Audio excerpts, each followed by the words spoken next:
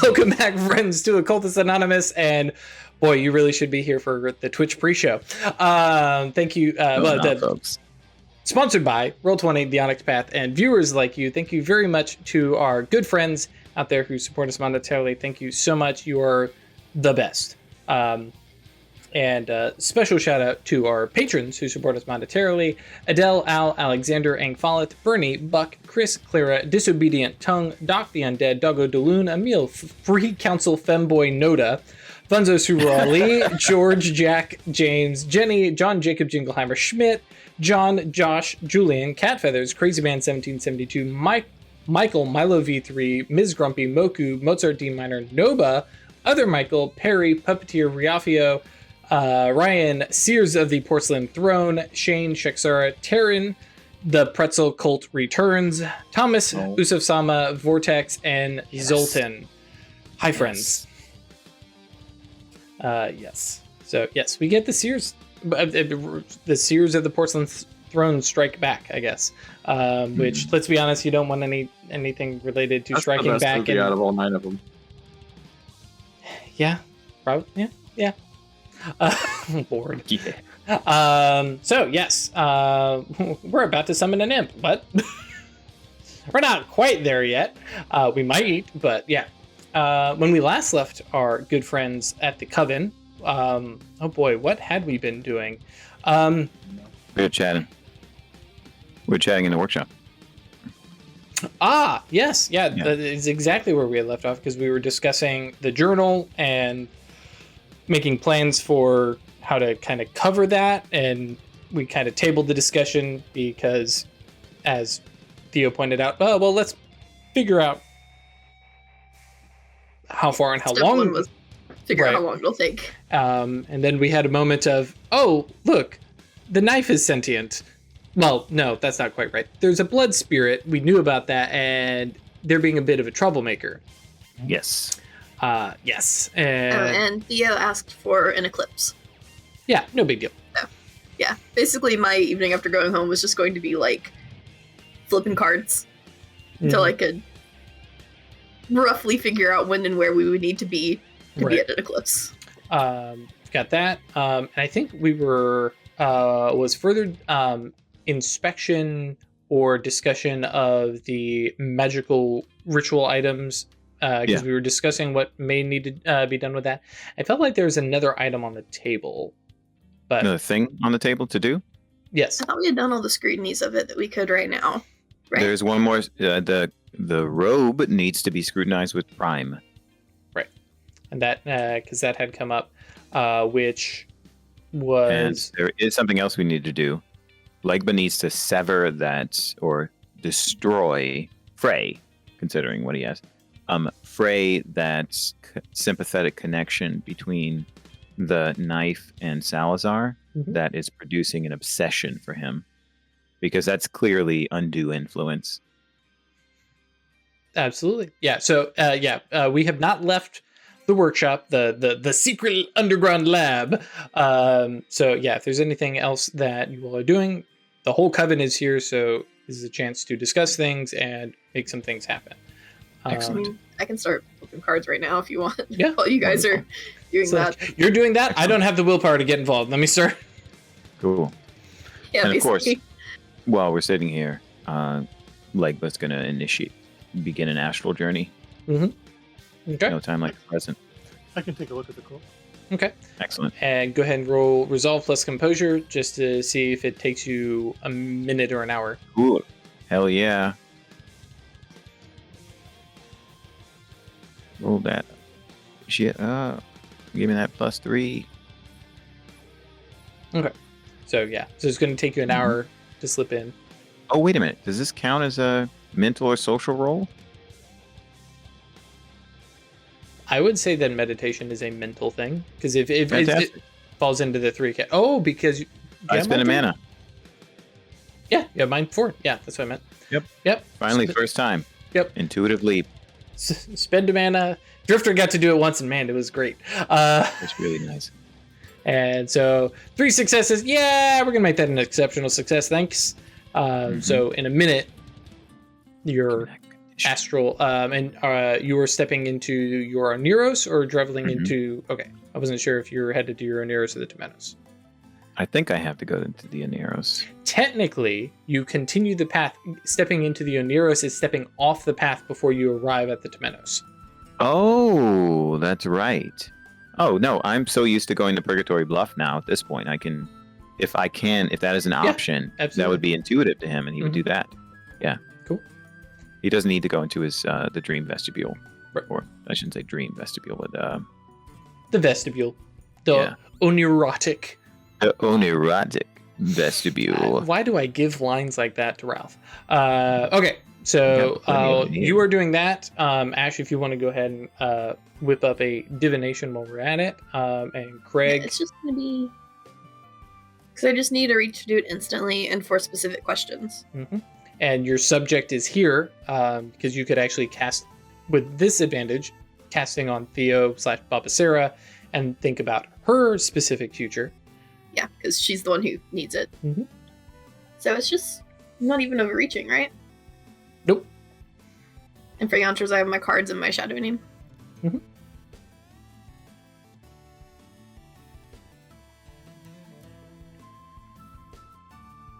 And it's a praxis, so that's an exceptional success. Heck Awesome. Yeah. Which gives you a willpower back. Hooray! Yeah.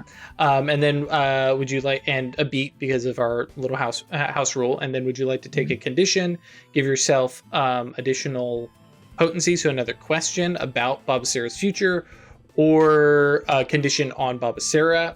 I feel like I'm missing something. Oh, withstand or gaining mana. Yeah, so many options. I can give her a condition. Based on the Because spell.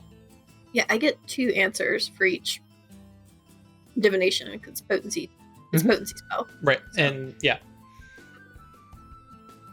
Let me look at conditions. Well, and you can, because it's based off of the spell, so I'm cool with you giving me an idea of where you want to go with it, but yeah, you don't necessarily need to pick a condition.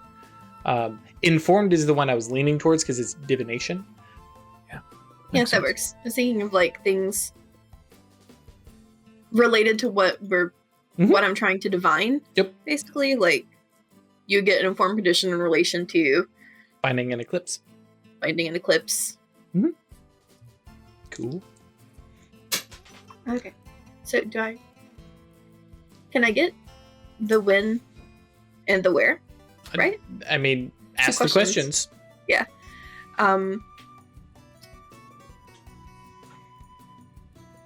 Yeah, first would just be where... I guess it's one question, because it's where and when does Theo need to be to see the next eclipse? Yeah, it's definitely 2 different questions, because the where is one thing, because especially if you're couching it as, because I heard you, the next eclipse. Yeah, I want the soonest eclipse. Right. So yeah, I guess when is the next full eclipse going to be? Right. Dun, dun, dun, dun. Jumping over to Conca. Opening up my calendar. Yeah, so we're at May 26th. Yep. Cool. July 12th. I'm translating for you, but you get a specific number of days until the eclipse. Actually, probably a number of hours. So, okay, quick divide by 24. And I'm gonna write that down and then do the math later. Right. But yeah, it is July 12th, which amusingly in the calendar is also a full moon. It's like, yeah. But yes. And the other question would be, where does she need to go, or where should she be to see it? That's a good way to put that.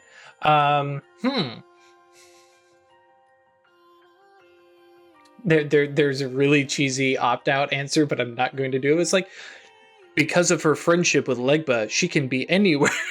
And see. But no. Or just like, yeah, on top of that hill. Well, where does she need to manifest? Yeah. Fucking right, it's a friendship. Well, I guess Legba could actually bring an eclipse here, technically speaking. Yeah. Co-locate it. Co-locate the moon? Co-locate Just that the area of space, space yeah. in your perspective. Yep.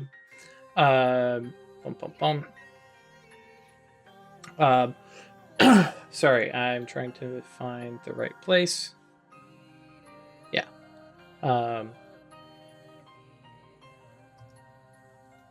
Trying to make sure. Well, yeah, screw it. Who cares about real history? Yeah. It needs to be in Santa Fe. Okay.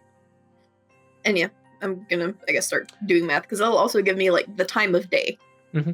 Yep. So. And actually, I guess for all our non-American viewers and maybe some of the American viewers who aren't sure, Santa Fe, New Mexico. So quite a ways southwest of the Purgatory Bluff.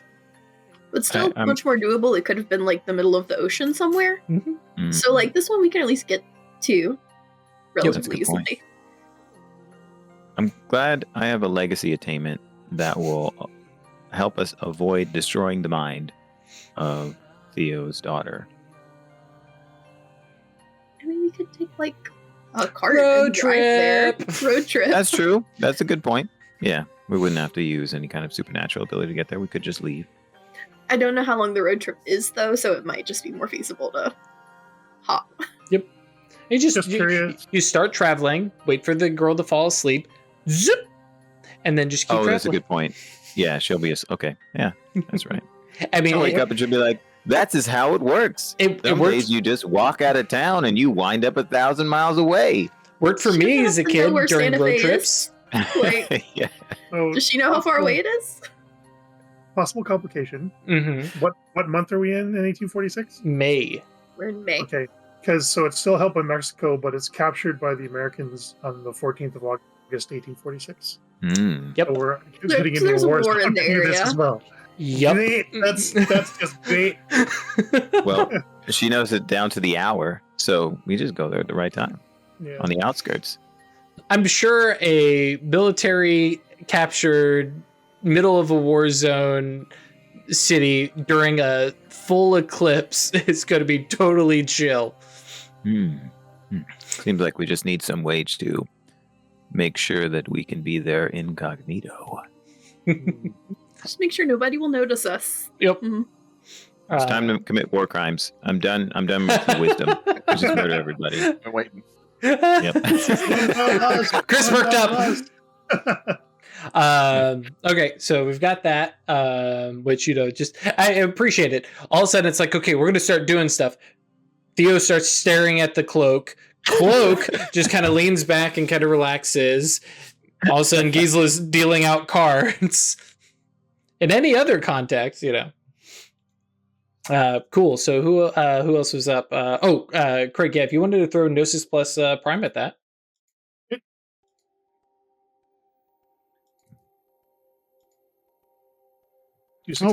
What's this, Craig? Gnosis 3? Yes. No, And what is your modifiers coming from? willpower. Oh, okay, cool. All right. So yeah. Initial response. Sorry, this is opacity 3. So you will need one more success. Okay. You will also have to wait because it is opacity 3, so it's going to be a day before you can dig into this a little bit more, right?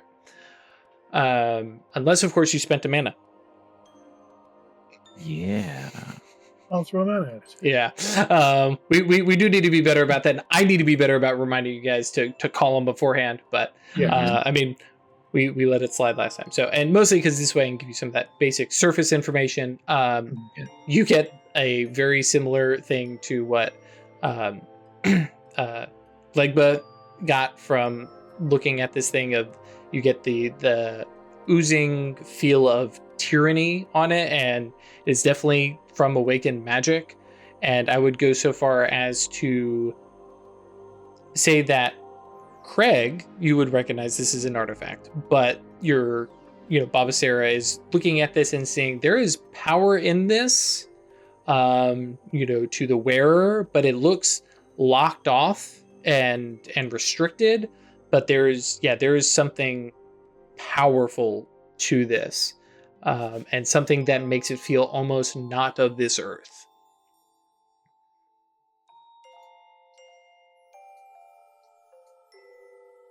Yeah, I don't get that till later. Okay. Just start checking all your spells. Yeah. Cool thing is, Babasera was present in the Timonic realm of tyranny, just as Legba was. So, Oh, yeah. although the others, are familiar with the Seers and tyranny and the Exarchs, right?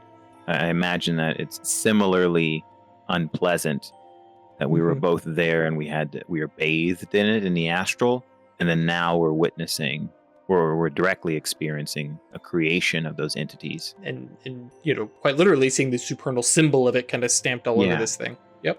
It's like, oh god. So with 3 successes, effectively, can I roll again? No. It is. Okay. Yeah. Each roll is going to be needs to be kind of separated out by a day. The effort of looking at something so.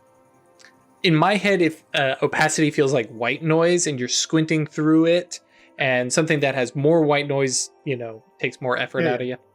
That's fine. So Theo just kind of extends a cloak away from her, like it's like foul in a way. Ooh, yeah. I'll have to keep investigating it, and I will. But that thing needs to be unmade. Yes. Legba says in a kind of lethargic voice. I've never seen something of that. I don't want to say power, but strength. Like, we can make things, but this is a whole other realm.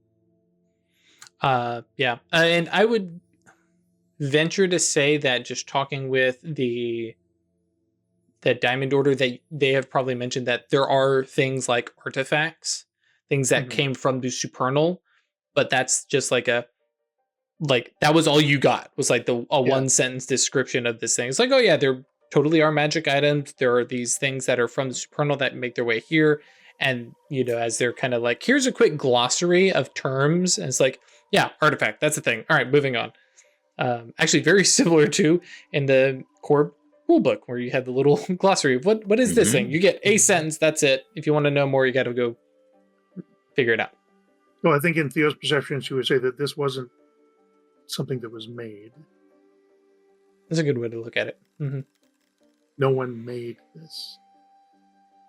Do you think disassembling it would work? I'm not sure how. I wouldn't even know where to begin. I was just thinking of like unraveling it, remove all of the symbols, unweave it. Can I look at it with matter sight? Yep. Does it operate like a cloak? Yeah. As far as you can see, it appears. I mean, we can see the symbols has been picked out already. Mm-hmm. Yeah, the one on the back. Yep. And the durability and structure of it, which you can see with matter sight, definitely seems high for what appears to be basically a silk cloak robe thing.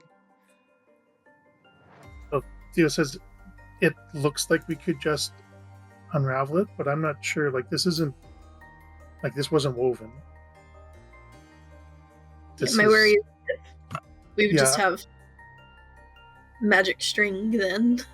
They would still have all the same power, just not in the same shape. Possibly. I'm not sure. I haven't seen one of these before. I'm going to have to keep studying it. Yes. They would then just have a spool of oppression. Yeah. Which could be put to all kinds of not great uses. Indeed. I know of one place where we can destroy all things, but it is risky. I'm going to ask and here. I have not yet been there. Yeah, I was going to say, how and I'm okay with... He's heard of it. Right. That's kind of what I figured. Okay. That's all it is. It's faint. Just, not even explored that part of the astral realms. Just paid attention. It was mentioned when the Diamond Order came, and he knows that it's going to be a force of effort to even try and get anywhere near there. So, cool. So yeah, he says, I know of one place, but I have not yet been there. So I don't know how long or how hard it would be to get there. Just that it is said that anything can be rendered into nothingness if it is tossed into the ocean Ouroboros. Well, I won't give that a try. There is, of course, the question of how do we get the cloak Right. in there? Yeah, transporting something physically Can I- into. Can I ask out of character real quick? How does Cloak know about that? The ocean Ouroboros? He It was has mentioned by the Diamond Order. Yep. He was very intrigued about the astral hierarchy, and they weren't willing to give a lot of information. But, they said, hey, 101 stuff, right? There's the astral realms. There's some things there, right? One of the things there is an astral reflection of the abyss. You don't want to go there, that kind of thing. Yeah. Okay. Yeah, but he doesn't know any details about it. Fair enough. Yep. Yeah, he hasn't explored the Anima Mundi at all, right? Okay. And Cool, the ocean so it's Ouroboros very- is also... Go ahead. What did you say? I got the Cole's Notes version. Yeah. Yes, exactly. Super close notes. Just he's heard of this, so that from his perspective, right? Like, well, there's this thing. There's also the sea in the underworld, but I don't think Theo would know about that. absolutely not. Yeah. Edgrock might. Is Cole's Notes still a thing, or did I date myself? Spark notes? The Cliff Cole's Notes? Notes, is that still a thing, or did I date myself? I mean, it's a linguistic That's not convention very- at this point, so I don't think it's. I Okay. think it's transcended a specific timely reference. So no, you didn't date yourself. I think Uh, crib notes might, but close notes. No. So we have first bit of that Astral in just a sec. What was Isabel doing at this point? Other than Oh, yelling at a spirit. yeah, that was pretty much it. Okay. Cool. Ain't too much in her wheelhouse going on with this. Yeah, this is a lot of the metaphysical stuff that Isabel just nopes out of. Cool. We have Cloak, who is both in the astral and is in both the astral and here. Is aware of, that's the term I should use. Stepping into Purgatory Bluff in the Temenos, and what was your plan from there? The plan from there is to go to Metropolis. Mhm. And then from Metropolis, try to find his way to... Well, let's see. How much geography would he know? To Guatemala, to Central America. To what he thinks is the Mayan Empire. Oh, okay. Yeah. Cool. That's going to be a bit of a trek, but yeah, Mhm. I mean, it's not hard to get to the center of the Mayan Empire from Metropolis. Yeah. Yep. That's what I figured. Cool. Because he Wow. doesn't know anything yet about Mayan religion. Mhm. Right? He just knows this guy has some tradition. Maybe he can learn something by trying to find the things worshipped there. Gotcha. The other thing before you zip off there is you still currently have universal language because that's a legacy, but the spirit is there for further interrogation and chatting while Oh, everybody great, is yeah. here. Because that spell, Chris, remind me if you had like at least an hour on the Exorcist Eye. I think this is the Mhm. name of the spell. So yeah, it is there for further discussion, because that was the other thing, because you all had been talking with it and it's like, oh yeah, it's been 300 sacrifices since Yeah, that's right. So that's why Cloak is immediately starting his astral journey, right? Like he said that the 300, or that the number of sacrifices increased dramatically once he acquired the robe of tyranny. Right. So it's like, oh God, we gotta stop this. We gotta do something about this. cool. In meat space, is anybody else? Yeah, meat space. We'll start throwing in Shadowrun terms. Hell yeah. Is anybody else bringing anything up at the coven meeting? Yeah. Just a follow on for the cloak. There's no connections to this. Did you I don't think you looked at it. like? Is somebody going to be coming looking for this thing? Oh, is Salazar. that an in-character question? Yeah. I evaluated it with the Space Arcanum, and I saw no specific connections. Okay. It seems that Salazar's focus is on the dagger. I don't remember you studying connections off of. Oh, you're right. I didn't. I just scrutinized it. Mhm. Yeah. Okay, yeah. So I should do that. All right. So as Cloak is traveling, there's a slight pause. It's like, hang on, I gotta focus over whatever here. astral period that is, right? And then one turn in meat space in the material world. And Cloak is going to cast an improvised spell of unveiling. All right. Gnosis, space. He wants to understand the connections.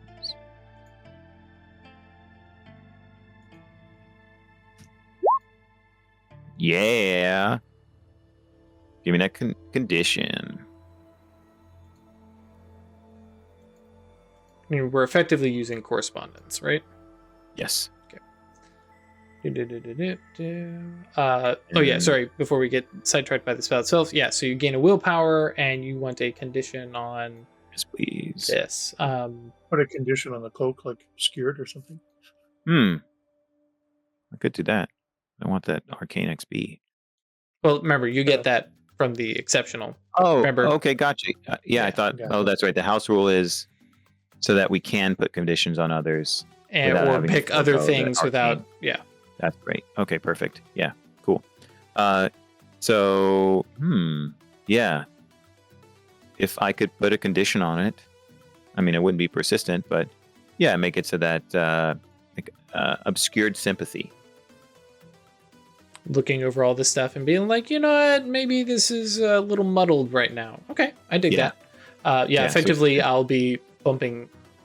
Besides, not affected by your investigation, will not be affected by it, but effectively worsening, depending on what spells people are using, the connection to the cloak.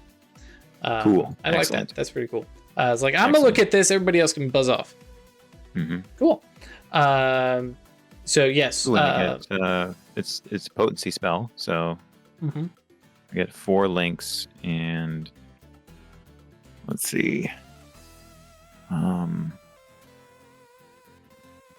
What was your first link? It starts with the strongest.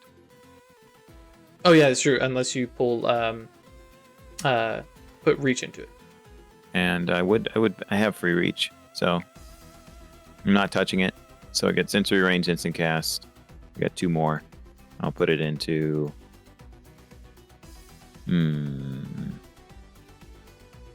Because at that point you're limited to following sympathetic or getting the emotional character of the connection. emotional character of the connections. Okay, cool. So of any of those 4. Right. So starting with the strongest connection, which is the gimme. There is this drawback to tyranny, exarchs. You like without having context or understanding. There is that one, which the emotional connection obviously is the creator kind of vibe. Which Well, that's nice to see. Yeah. That confirms what Theo said and what Legba loosely suspected. The second connection that you receive is how would I describe this?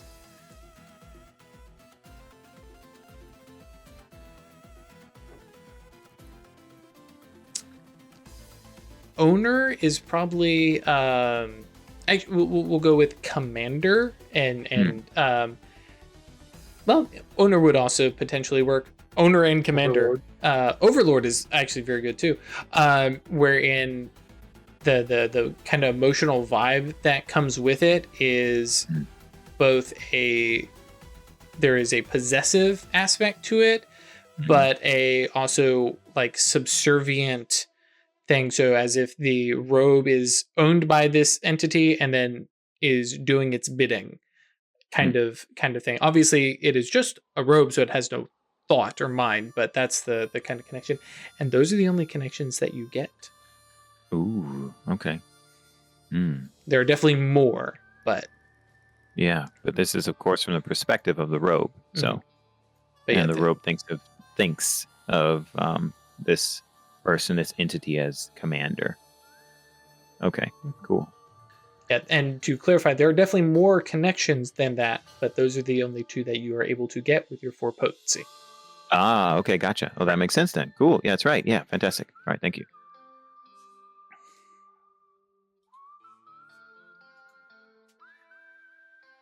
All right. Thank you, Perry. Owner and commander, far side of the Temenos. Bingo.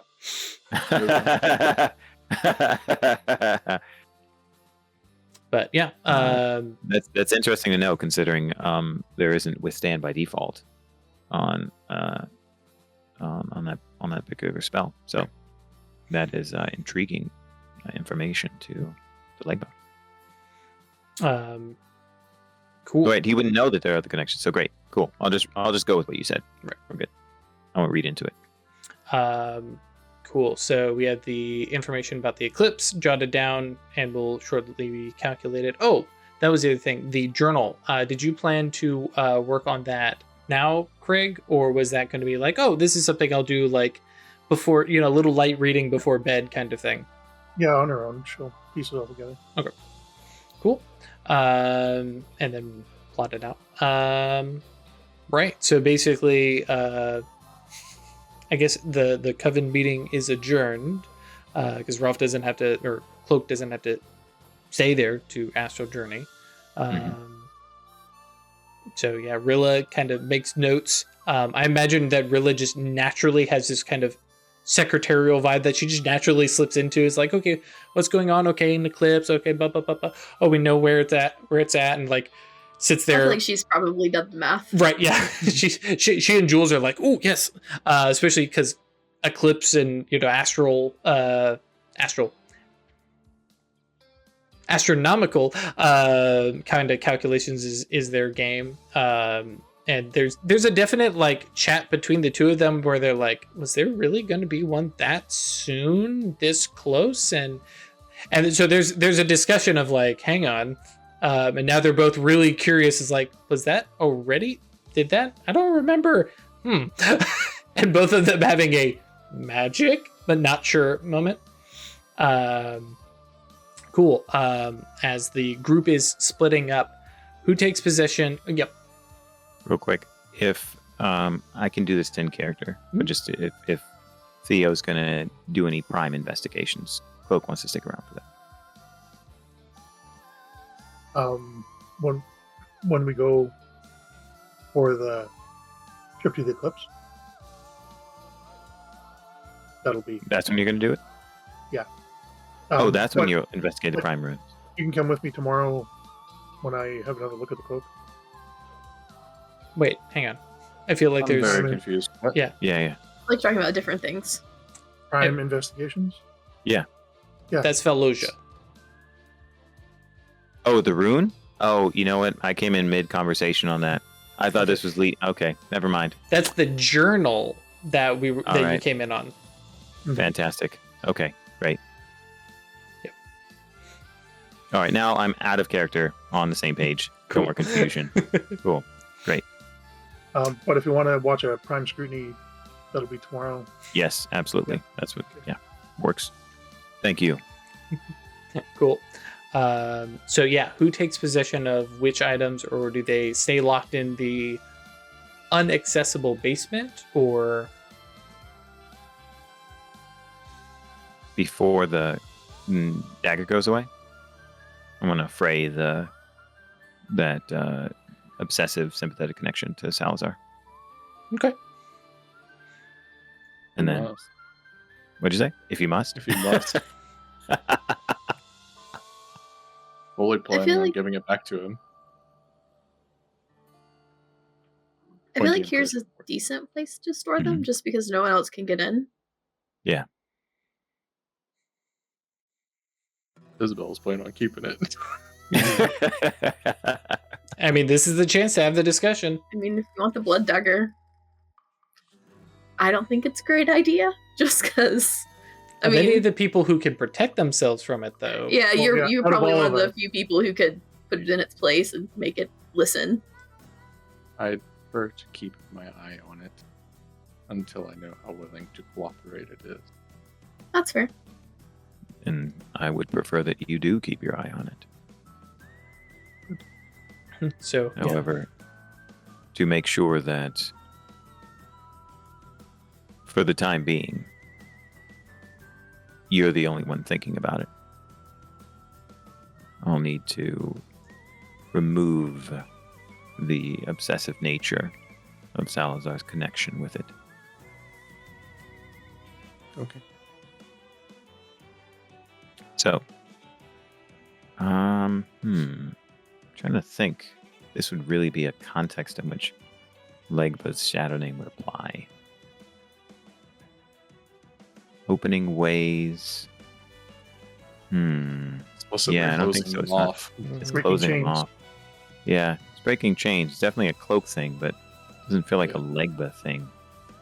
So, I am going to cast with my Ason and cast a improvised space spell, the practice of fraying. Which is really interesting because they don't actually give an example of fraying a sympathetic connection. They give like, oh yeah, here's like we can build them, but not necessarily remove Yeah. them. Which very obviously, yeah, you can. Works and others. Mhm. Yeah, but if it's a valid target, because it's in the purview, then you just fray it. But yeah, they don't talk about the mechanical consequences. It's one of the ways Was you that can good? tell that a lot of the Arcana were written by different people. Because, like, somebody wasted space in life doing both honing and degrading the form. It could have just Yeah. been the same spell. And just for Ralph's sake, I'm basically pulling this off of Webweaver. I do not know that you can outright destroy the connection, obviously, but with enough potency, move it down stages of strength down Suppress it to down to- right and down to nothing, but it's still there for the duration of the spell. Does that make sense? That confuses me. It's because you can, with fraying, you can destroy things gradually, Mhm. right? So, because connections are one of the purviews of space, Mhm. just in the same way that with matter, you could fray matter and matter would disappear. Well, that's where I would get it. Break it into smaller pieces, but you can't get rid of it Right. until you have 5 dots. In this particular case, I'm comparing cut threads at 4 dots, which is per potency destroy a link, right? And Webweaver, which based on potency lets you step things up. Well, And I think part of the issue here is how we interpret the function of the Arcana Mhm. based on the example spells, Mhm. which aren't dictations of limitations. They're ways of applying creative thaumaturgy. right, But So it makes sense. unmaking allows you to get rid of something immediately. Mhm. It's not the only way to get rid of something. correct. And so that's what I mean that if you can fray something away, Well, to pull directly from the practices, fraying is degrading, weakening, and enhancing their flaws. Can weaken things under the purview. So I'm saying you are weakening the connection, but you will not Mhm. be able to utterly remove it. And a strength 0 connection Okay. is still a connection. Right, and then that is why I'm bringing up the duration aspect of it, Alright. because for this duration, it will be reduced by X potency, which I'm fine with it going down to, as Craig mentioned, a sympathetic of 0 for the duration of the And over spell. time that will disappear naturally Mhm. is the hope. Right. I think is how Mhm. I would interpret.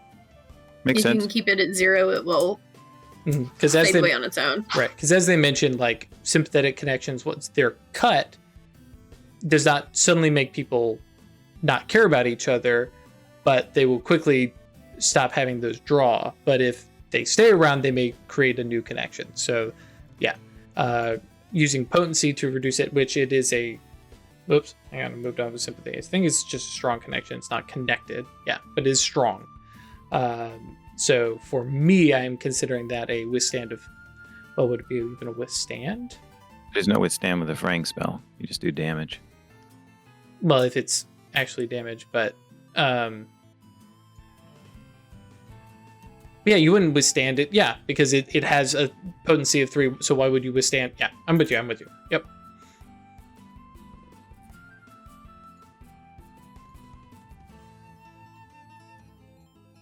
Yeah, and as Chris mentioned, this is exactly where you get into the, like, they're all written a little different, so trying to cross-compare doesn't always work.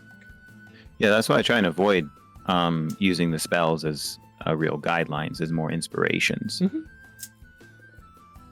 So the descriptions of the practices is pretty consistent. And so sometimes looking at the spells leads to us forgetting that all the arcana can apply the practices. Mhm.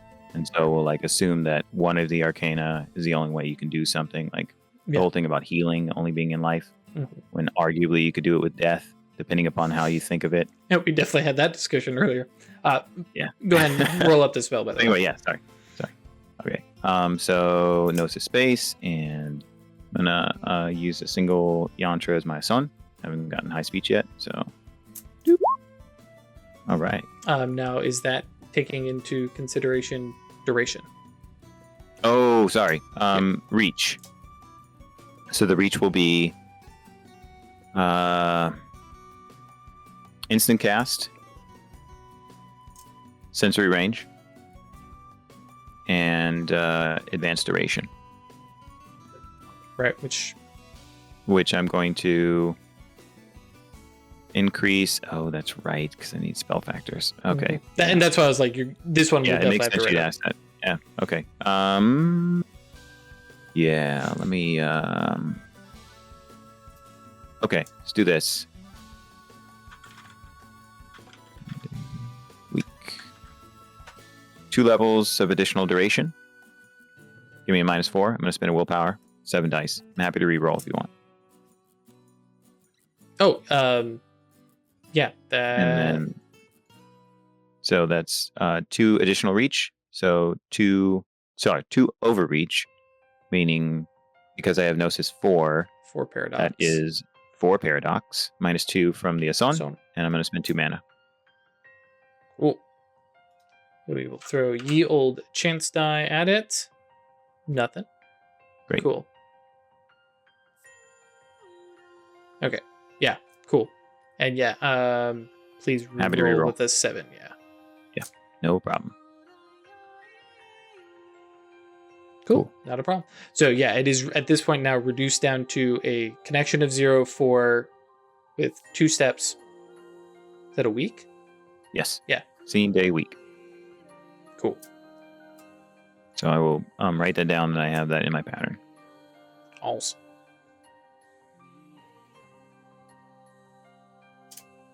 Oh wait, because it's a fraying spell, would I have to keep the spell up? Why would it automatically regenerate? Well, it's not that it's regenerating; it's that you're suppressing it. I do get where you're coming from. You see, like with any other fraying spell, you just do the damage, and that's where it is. And then if things restore it, because it made sense what you were saying earlier, Chris, about there's natural restoration of connections when people do things to bring them Degrading back the form together. is a duration spell, for example, Mm-hmm. that just lowers an attribute while the spell is there. Right. Yeah, So but there's precedence for it being like that. Right. So And that's kind of how I was picturing the mechanic Mhm. of the spell working, is that you're suppressing it, hoping it goes away on its own. I Seems like a thing that might have like a reach to become lasting. and primarily we've already rolled it. We'll call it for a week. If we want to come Cool. back around Sounds to good. this, we can. All right, I'll put it in my pattern. Cool. That's done. The dagger is now, well, it was safe before, but hopefully this will actually help Salazar over the next week. Mhm. We'll see. We'll see what happens. Yeah. An attempt was made, I believe the meme goes. And then everybody is splitting up to return back to their their homes. Though obviously Cloak has a bit of an astral journey there. Cool. Because I know Craig, did you say you were going to try and work out the journal tonight? Okay. So Start tonight and see how far I get. Okay. And then because you still have the memory of the translation in your head. Cool. So there's that. So is there anything that Gisela or Isabel are doing that night before actually falling asleep? Just like on the way back, Isabel was going to ask Gisela about her inquiries into her father and stuff like that. Okay. I haven't found out a whole lot. I've shielded him for the past few days. I'm trying to see if that has an actual impact on the rest of things. Beyond that, Faye? Do you know anything about Faye?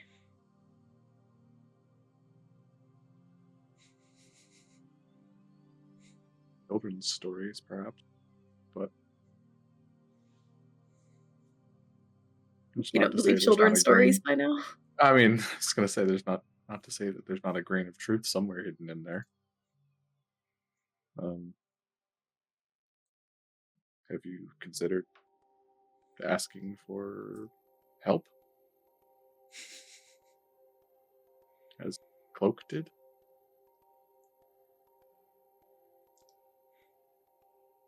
I mean, I don't think I can I? You have Fate 3? I thought you had to have Gnosis 3. Okay. Nope. Yep. Only use Fate 3. Yeah, I Dark believe. mages can summon. Yep. I believe Craig is the one who summoned the Moira of Death and is like, we barely started. What are you doing? And sprung it on me. Weird was definitely an all-in kind of girl. Yes, Oh, she yeah. was. Fool's Russian, go! Why are we hesitating? Yep. Yeah, so definitely have the ability to conjure up a Fae, which, I mean, that's right up their alley. Besides the fact that they're called Fae, but, you know. Different perspective could be helpful. Seems good. I don't know. I've been wondering if I would need to deal with the one that did it to see what we might have done to get cursed and fix it. But I suppose you could talk to another one and see if they could just Give their professional opinion. undo it. Yeah. Also true. Almost as a surgeon diagnosis.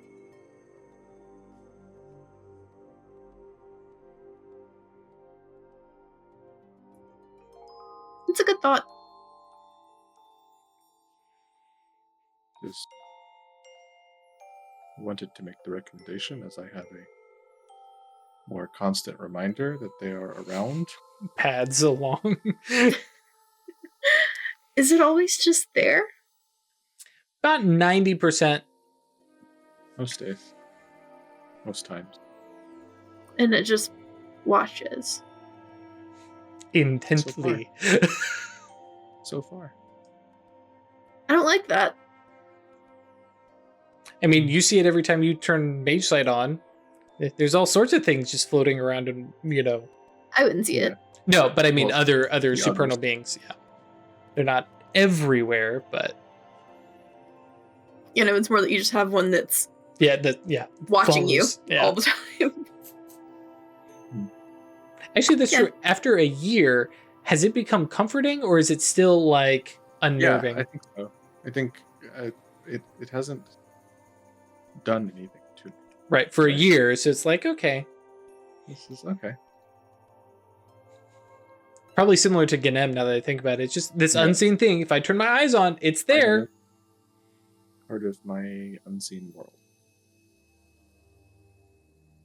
Part of what I imagine with Ganem is that There are situations where he's spontaneously screaming in fear, and Isabel deliberately turns off her vision. She's just like, imagine this like montage is going through, and he's screaming, ah, and the vision's on. Oh God, not now. Turns it off, right? And it turns it back on like a half an hour later. He's like, ah, No lungs, man. 100% 24/7 screaming in terror. Yeah.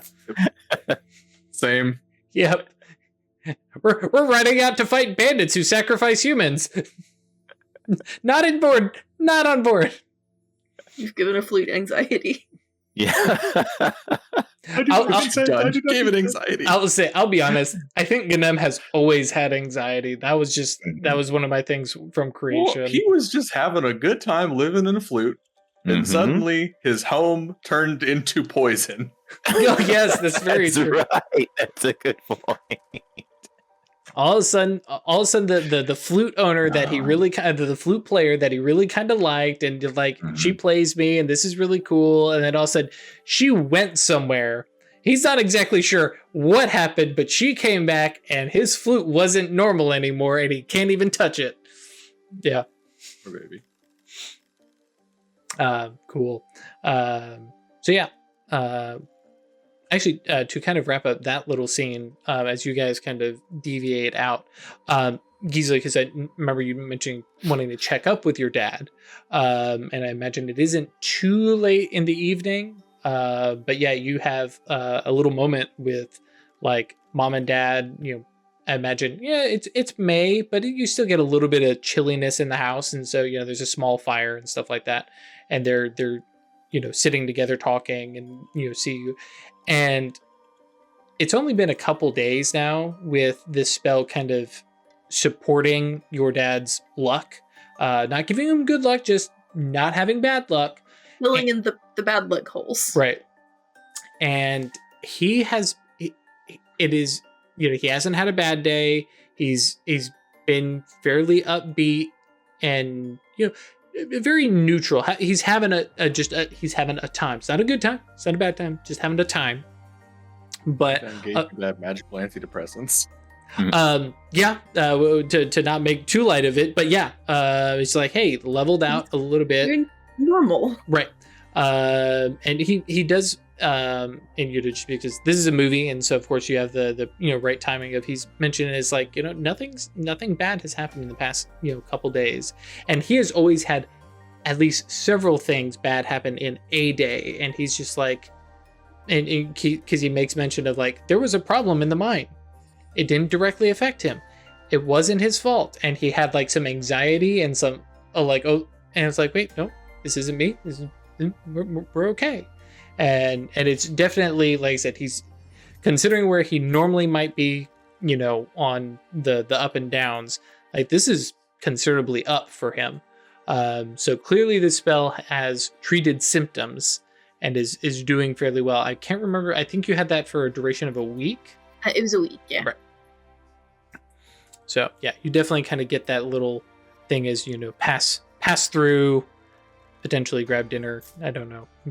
I can't remember what times we were exactly, and then you had to head to your room, which I also meant because I realized it's like, well, actually, she probably doesn't have her own room. It's probably nope. Yeah, it's with the kids. Yep. But that's fine. You just put stuff on a high enough shelf and they can't get it. Well, that's why we had the sanctum. That's where I moved all of my magic stuff. That's right. There. Yes. Cool. And Isabel basically heading home. Yeah. Okay, cool. Back Cool. to the tavern, Yeah, right. That is true. You probably have a couple hours to work. Yeah. close down things. Yep. Is that kind of like the known, like Isabel is always there for closing time, so like Arcelia can get back across the bridge and stuff like that? For sure. Gotcha.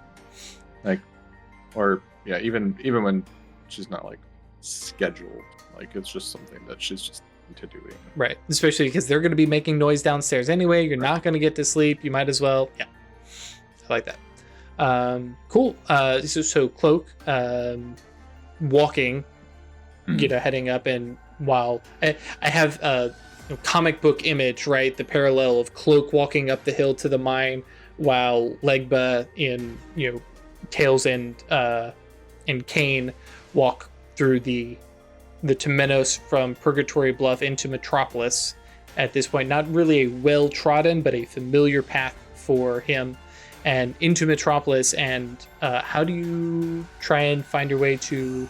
I imagine you're just kind of ballparking Mayan, and kind of Mm-hmm.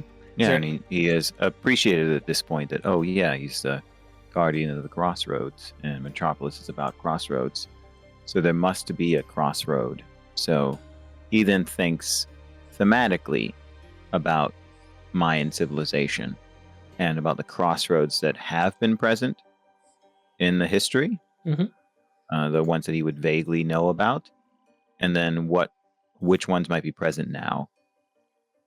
So he thinks about the crossroads of ancient tradition and colonialism, and also the transition away from that. Mhm. So the crossroads now of the present and reclamation of the past. Cool. Actually, I just had a moment of thought. Actually, hang on. Let me go check the notes that Cool. that Ralph sent me. It's good. It's good. I think you'll like what you got there. Oh yeah. Did not have a chance to, but I was looking for specifically. Yeah, Tenochtitlan, right? Mm-hmm. Yeah.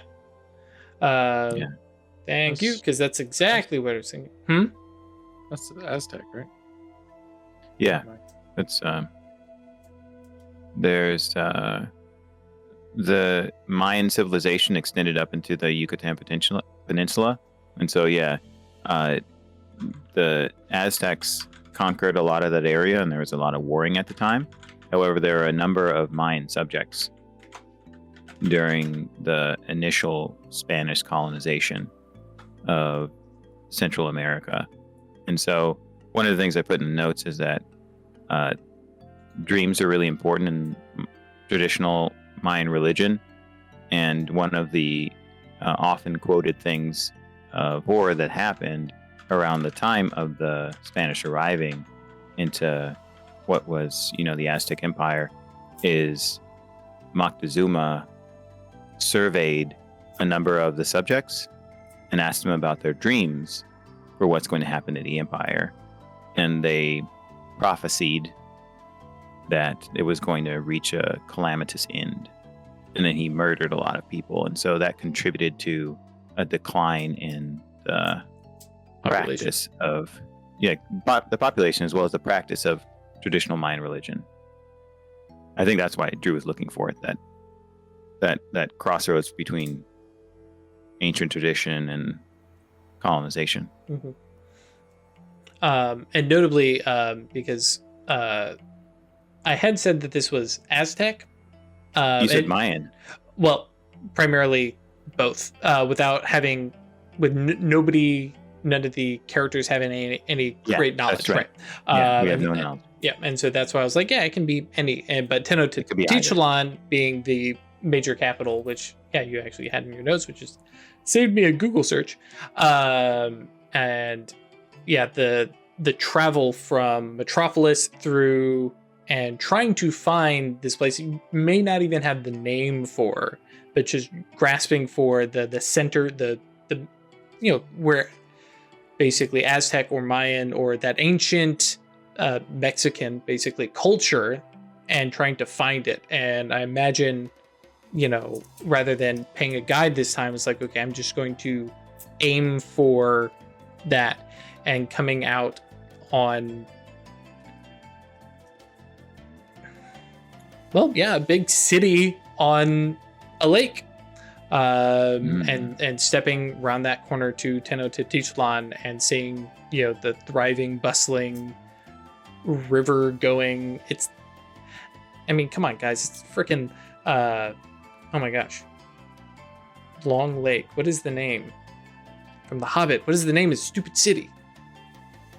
In The Hobbit. The Men of Long Lake? What is... Okay, fine. Everybody else is... Isn't it Dale? Well, that was the other city that they moved from. Right. Whatever. Doesn't matter. Nerd card fail. I'll turn it in after the stream. But yes, this wonderful city built on what was originally a couple small islands and spread out and got like water pulled out. I imagine you were there in kind of its height. But when you step into the Temenos variation of it, compared to the cities that you visited up until now, which were vibrant and bright and had a lot of activity, there's a lot going on here, but it's very worn. Everywhere, the corners of stone and wood are kind of worn down. There's a definite sense of age, but also not necessarily forgetfulness, but of a place that is waning, right? A collective memory that's dying. Yeah. Right. Yeah, this place that was huge, 200 years ago? Maybe 300, and 300. now as... Like 300. Yeah, 1500s, that's right, yeah. And now is, it's still in people's memory, but people don't talk about the city, at least not this city, Not right? this city. Right. Because there's another city built on top of it. Right. Yeah. Town is just Lake Mexico Town. City is, It is. That's what Mexico City is. Yeah. Yeah. Mexico City is built on top of Tenochtitlan. Yep. And so now, a lot of this city isn't talked about. People talk about Mexico City. Yeah, I guess it probably had that name in 1846 by then. Not the FA yet, is it? Maybe. When did that happen? I think that Come for the magic, stay for the history, guys. I'm telling you, I love this. I love this stream so much. Let's see. Gotta have a historical accuracy. Up to a Except when point. it's not cool. Yes. Satisfy my curiosity, damn it. While you're looking that up, the city is definitely waning, and without necessarily knowing exactly what has happened, I think, especially with the experience Legba has in the Temenos, recognizing that this thing is kind of on its way out, looking at the Goche, not necessarily the actors, but the Goche, and seeing that some of them look deflated. Not necessarily that their rank has decreased, because I don't know that that's really necessarily a thing, but that they're struggling, and they're lesser, and so a definite different vibe, like I said, compared to all the living modern cities that you have visited now. So Wow. So Legba, when he notices this, right, pauses for a moment in reverence and sadness. That this was obviously something of great collective importance. And he has heard of, he was born into oppression in Haiti, right? A child of distributed European tyranny. But he wasn't a part of this culture. Right. And he had just heard, the Spanish came and they took over South America. What details does he really know, right? He doesn't have a lot of... John Paul didn't have a lot of formal education, right? And so Legba now being present in this reflection of how their dreams have died just brings him tremendous sadness. Yeah. So after that, right, then it invigorates his resolve to try and help this, because he feels that as Legba, he has a responsibility not just to people, but also to the Lua or their analogs in other contexts. It's like, okay, well, we're going to adopt these people and we're going to adopt these people. Yeah. You all thought Ash was bad. As long as you're a figment of the collective imagination, we can be friends. Cool, and we'll pause there because I imagine Legba is going to explore this place because he's never been here, doesn't necessarily know. I don't know what's going on. We got enough time. How does Baba Sarah like start to plot this out, the journal? Just going through it linearly, but she's like making notes and references and stuff. So she's basically building an index I of like the that. directions, so she can go back and if they, because I mean it's written in high speech and she's not fluent, but and high speech doesn't always translate 100% clearly into the real world. Mm-hmm. So she's prepared that she might need to go back and forth and stuff to build the actual route. Mm-hmm. And the other little detail is because the translation is just in her head as this memory. So is she basically thinking back on that translation and then marking on a page? She knows what the translation is, but can't actually read. And so she's notating, or has she got some like other papers or something like that she's trying to... No, she's got like some other papers and stuff that she's working on. And she's like, she has somebody's memory of the translation, but she's referencing back to the book to make sure that there isn't a perspective issue there or something. Right. That's cool. Right. So going back to the original sources to confirm, like, okay, yes, that makes sense, or maybe this could be interpreted slightly differently and that kind of stuff. So she's double checking to make sure she's getting I it like as right that. as she can. That's cool. great. And so going through it, starting with, and then it, without going through every single detail, but it basically, it's a lot of fluffy language. Oh, a note, because I realized I had never brought this up before. It is actually written in Greek, right? Because it's not supernal symbols, right? It's just this glossolalia of Greek that, because you understand high speech, you can translate. And it literally starts off with you're walking north for X number of miles. We're not going to worry about the actual measurements, folks, which is a day's travel away from... actually, I don't even think it says north. It says travel a day away from home.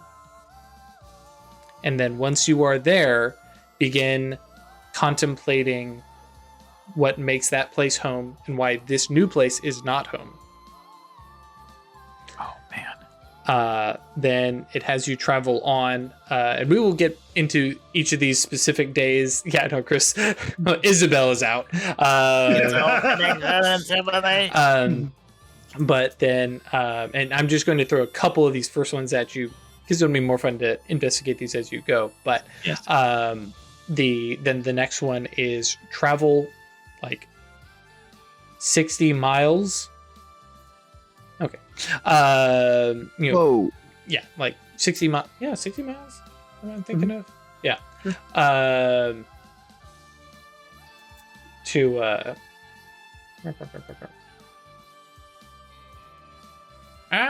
sorry. Yeah. Travel 60 miles west. And then when you arrive there, eat only from what you can scavenge and hunt. And then As well beyond for that. right. And you know, and See, that one sounds fun. right. I'm skilled up for that. Right.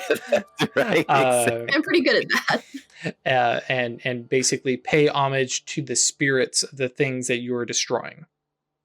Ooh, fantastic. Yeah, and so it continues with this, and I imagine, you know, it's like, okay, directions and then some study, and some days it's like travel by days, sometimes it's travel by miles, but and as we've mentioned out of character, it's going to be travel, a day of rest, travel, day of rest kind of stuff, and then finally a 2-week long rest in a place, and then there's some more travel, and then you're done. And writing it all out doesn't paint a picture. Well, but the idea was that she was going to be, aside from the text, she's got another page where she's like drawing out the directions and the turns and the very classic. We're playing D&D and we're going to map the dungeon. It's like, this doesn't line up perfectly, but we went about this far and then we went this way, and oh yeah, that's where this thing was. And so yeah, it's not to scale necessarily, but a general shape. And yeah, looking at it, you can see this semi-familiar rune. You can see the base of it is the prime rune, the big, you know, T basically. But there's other annotations that are off of it and points of interest And so it marks out some kind of prime rune that you don't necessarily recognize, and not 100% sure if it like marks out to prime plus a practice or anything, or if it's a specific spell. It's very intricate because some of the directions are not necessarily travel in a straight line for a day. Some of the directions are some straight up like pirates walk 20 paces, turn left, walk 100 paces. So some of the stuff gets really intricate. But yeah, you end up mapping out something that looks akin to that prime rune. And all told, depending on how fast you travel and what kind of obstacles and stuff like that, it's about 3 to 4 weeks of travel.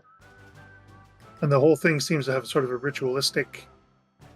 And there's a lot of meditation or study this, or some of it is study your environment that you are now in. Some of it is study yourself. Some of it is reflect on the path that you came through.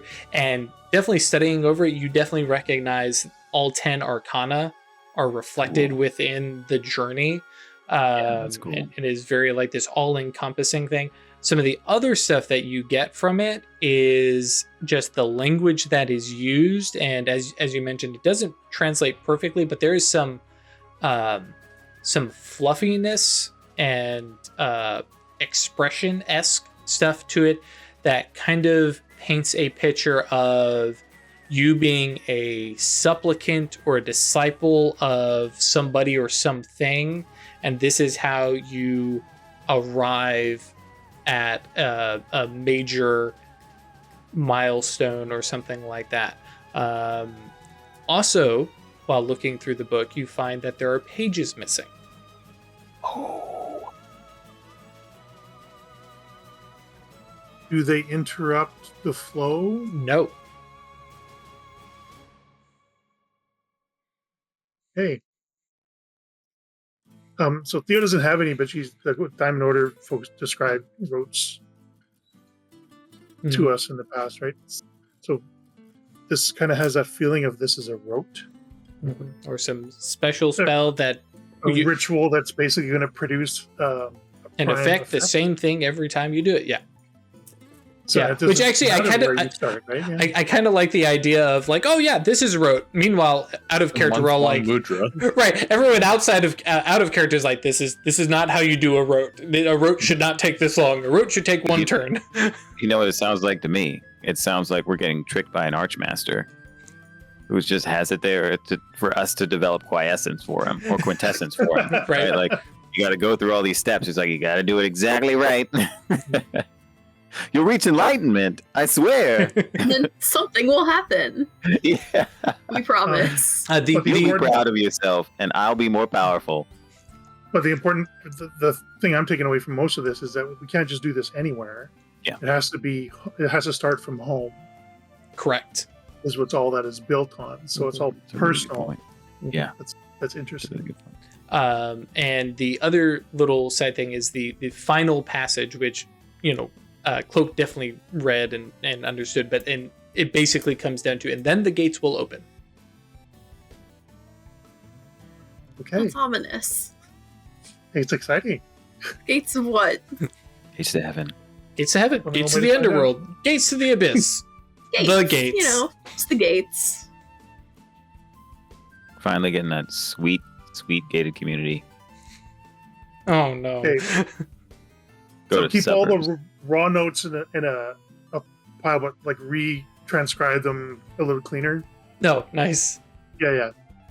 So that we have a more succinct thing to go back, because I'm assuming there's cross references back and forth throughout all the papers and stuff. So try and make it a little more linear. Yeah, especially like you had your first draw out map, and you're like, okay, this is really bad. Okay, now that I've made these notes, I can actually make it clean and neat. Yeah, I like that.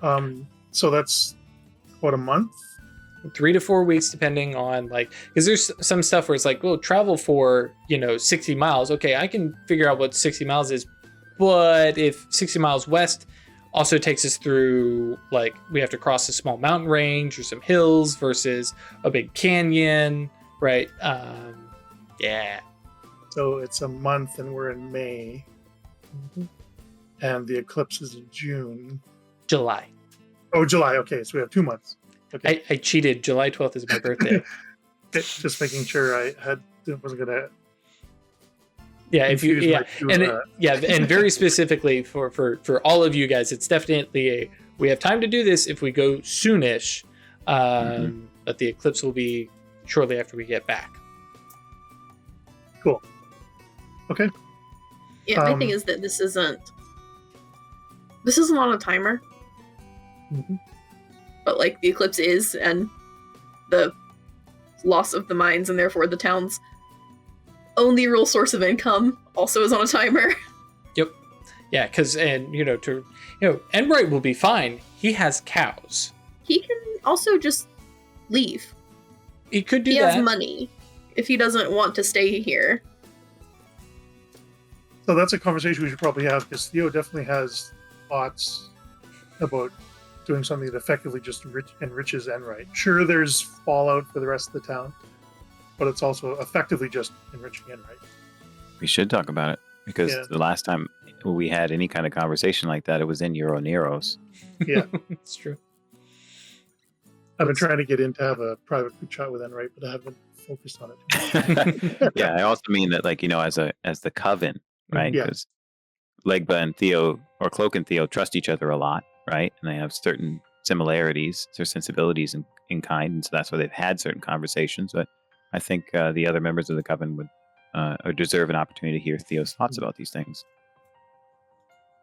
So, and pin in that, because it's coffee time. Twitch guys, we will be right back. Get up, go pet a dog, touch grass, go to the bathroom, do some jumping jacks. YouTube guys, blink and you miss it. Cool. So we return to Legba in the Temenos, and your plan here, now that you're in Tenochtitlan and are moving about, meeting with these people, and then are headed to, I would imagine, the high place. The seat of the gods within the town, city. And because we discussed this out of character real quick, or off stream, find priests or such, or are you looking for I guess here you would just find priests, because you wouldn't necessarily find Goche of gods. That's right. And how do you? I mean, they might be present, right? You would need to go to the realms where they dwell, right? Just he doesn't know anything about this religion, right? These traditions. And without jumping in character, though, how do you introduce yourself? Because you were here in the guise of Legba, right? How do you introduce that's right. what you are doing to these goetic entities, these priests? Who I imagine, like, the high priest is like the only Goche with rank in that area, right? That makes sense. What he does is he comes in and he offers. He comes and delivers an offering, right? He tries to observe what people are doing as they're bringing up. And if there's an altar, a ceremonial altar, then he'll, by spending a point of mana, right, he'll make an offering himself. And so then he'll, as he does, he'll doff his hat, right? And then try and transition through an act of will, try and transition into what would be appropriate attire were he a being of stature, and also paying respects to the priest and inviting their information. Gotcha. Yeah. And then have basically a religious download, so to speak, of what is it you believe, what is it that you teach here? Yes, that's right. Gotcha. I would have you educate me as a respectful visitor and emissary from another place. And the other question off of that is, you have, I mean, they're priests, this is kind of their gig, and while some of it is going to be couched in their language and culture, there's still plenty that you can give. Do you engage in argument isn't necessarily the thing, but do you reciprocate and be like, and this is what I believe and understand to be true? And do you have a back and forth, or is it very one-sided teacher-student relation? He would take a deferential posture at first. Then after he's acquired sufficient information to appreciate it, he would say, I would like to share with you my understanding of the cosmology from Gotcha. my So culture. very much we're on the same level, but I'm the guest here. I will learn, and Yes. then let me. Mhm. I like that. Cool. Yeah. So yeah, big download on basically the Mayan religion from this one particular perspective that at the end of the day represents the temenos and the discussion. So there's possible not inaccuracies, but because as any religion and myth and such, you have, well, depending on which region you're from, may have some alterations, and so you get the averaged out, you get the mean understanding of this, which as we discussed out of off stream, has some very interesting similarities to voodoo. Super exciting. Cool. Meanwhile, your body in meat space heading up to basically sleep because you have to work in the morning, right? That's right. Cool. Boom, boom, boom, boom, boom. So that is the end of. I think that's a Tuesday. Let's see here. Yep, that was Tuesday. Now Wednesday. Everybody gets willpower. Yay! Willpower. Is anybody scouring for mana? Yeah, I have my strength scoured. Okay. Cool. From that, I'm gonna oblate in the morning as I usually do. Sure. Meditating. Roll it. Oh yeah, please. And then we pick up in the morning.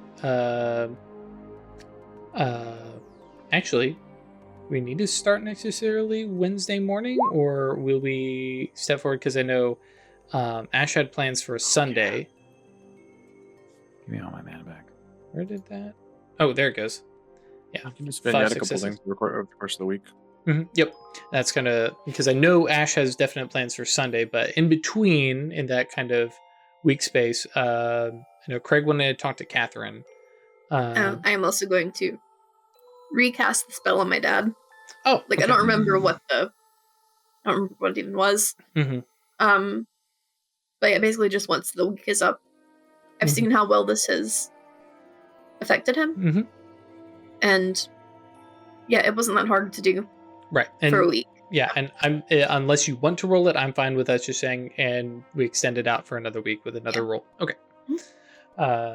Cool. Right. So because I'm very curious where this is going, Craig, you have a conversation with Catherine about awakenings. That's how Theo would think of it. Sure. Catherine can't. So, in a quiet moment, when Voja and Rilla were out of the house, do you remember that conversation we had a while ago about how I see things different and how the process, like what Rilla went through, and all of you went through. Yes. And I talked about how it's a burden and I wouldn't wish it on you, but that's only half of the story. It's also really beautiful and elegant, and things also kind of make a lot more sense than they used to.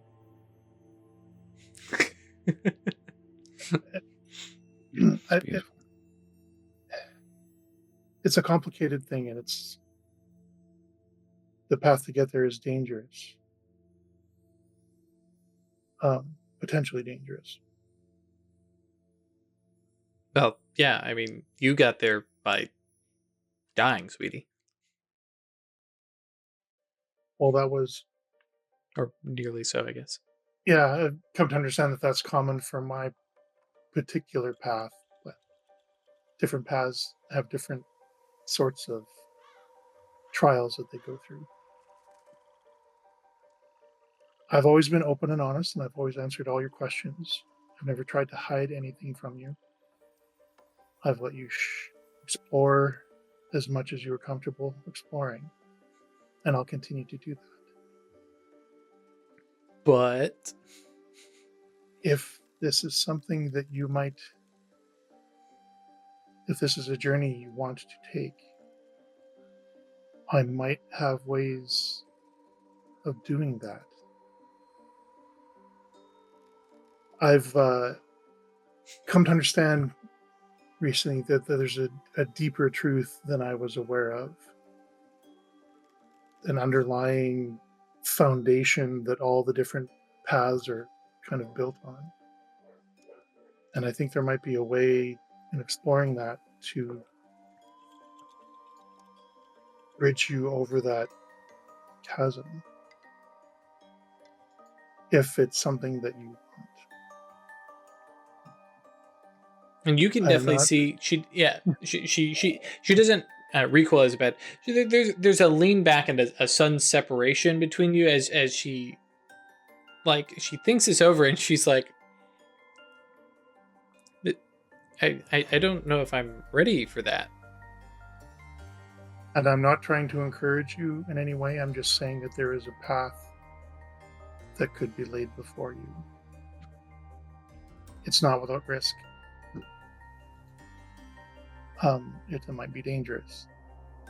And you might be a completely different person on the other end. But if you want to, I can try and help you get there.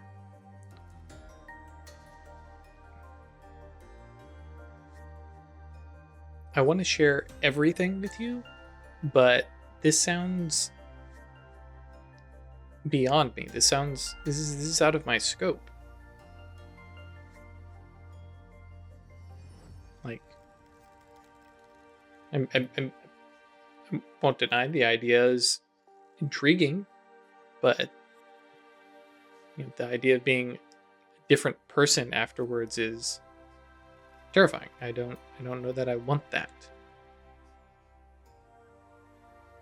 And it's not a guarantee. Rilla came through pretty much the same as what she was before, but these things can have a dramatic effect on your perspective because you can see things that you never saw before, understand things that... Which I will pause real quick. Has anybody, because like Jules obviously has had an awakening and has come out far more ambitious. So he is a perfect example of somebody who has changed, even though he did not awaken.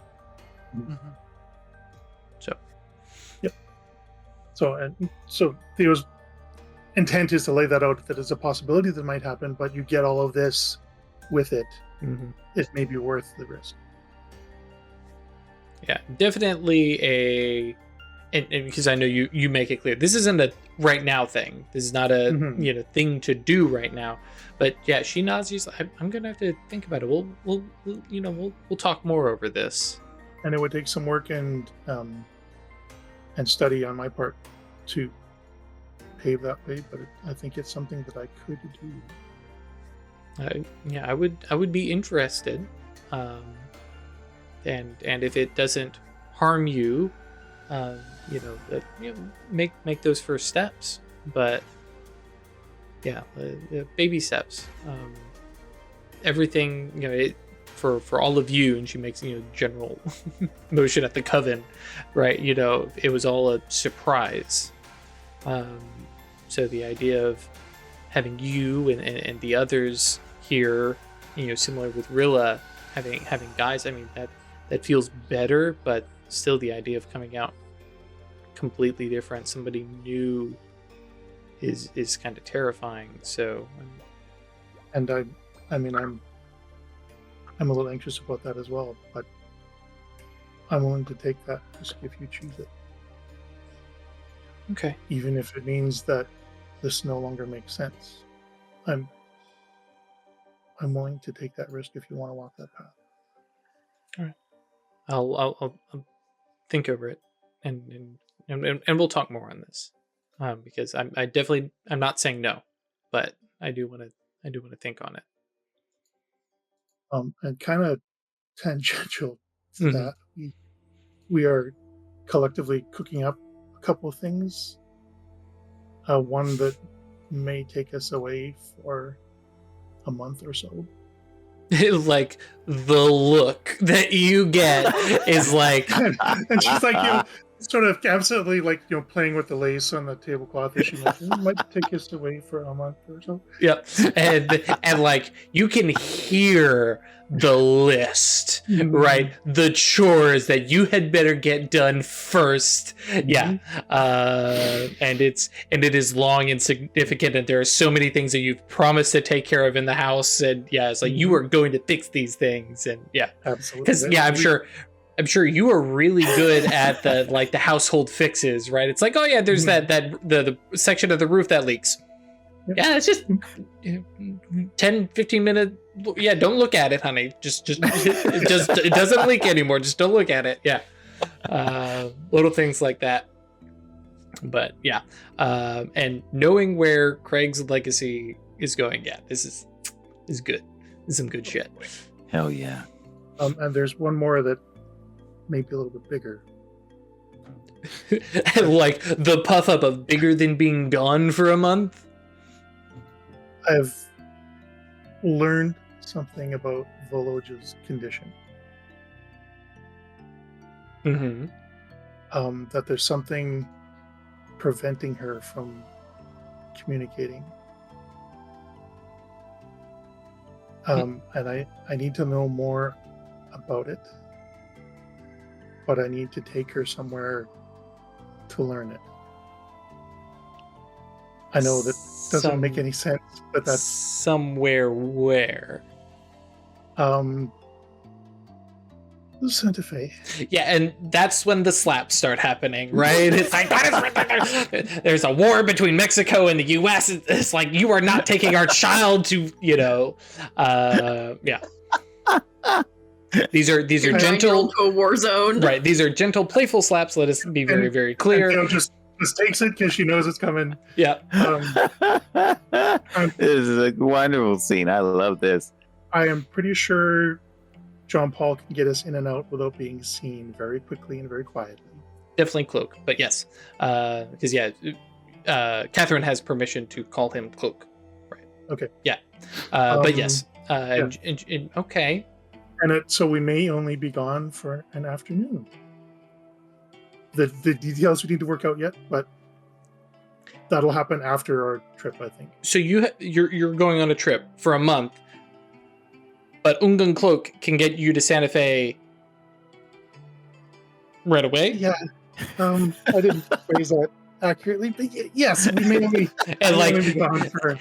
And it is well natured, but there is a definite stand up and huff out of the room. She's like, I am going to deal with you later.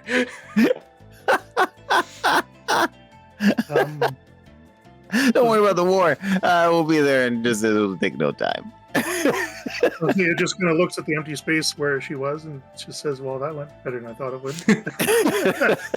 Hey, her shoes stayed on.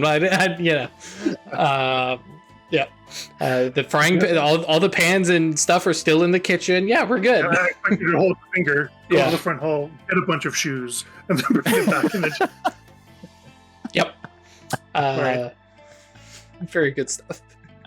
When Craig said he wanted to have a conversation with Catherine, I was like, where's this going to go? Oh, this is even better than I thought. I love this. Which, shout out to everyone. She has a blanket policy that she'll always be open and honest. Yep. Yeah. Yep. But, and yeah, shout out to everybody when you're creating characters, don't forsake having family. And because boy howdy does it make stuff interesting. That's quite true. Yep. And not necessarily even family, found family, and Cloak with his entourage, cult. Isabel with community. Community really.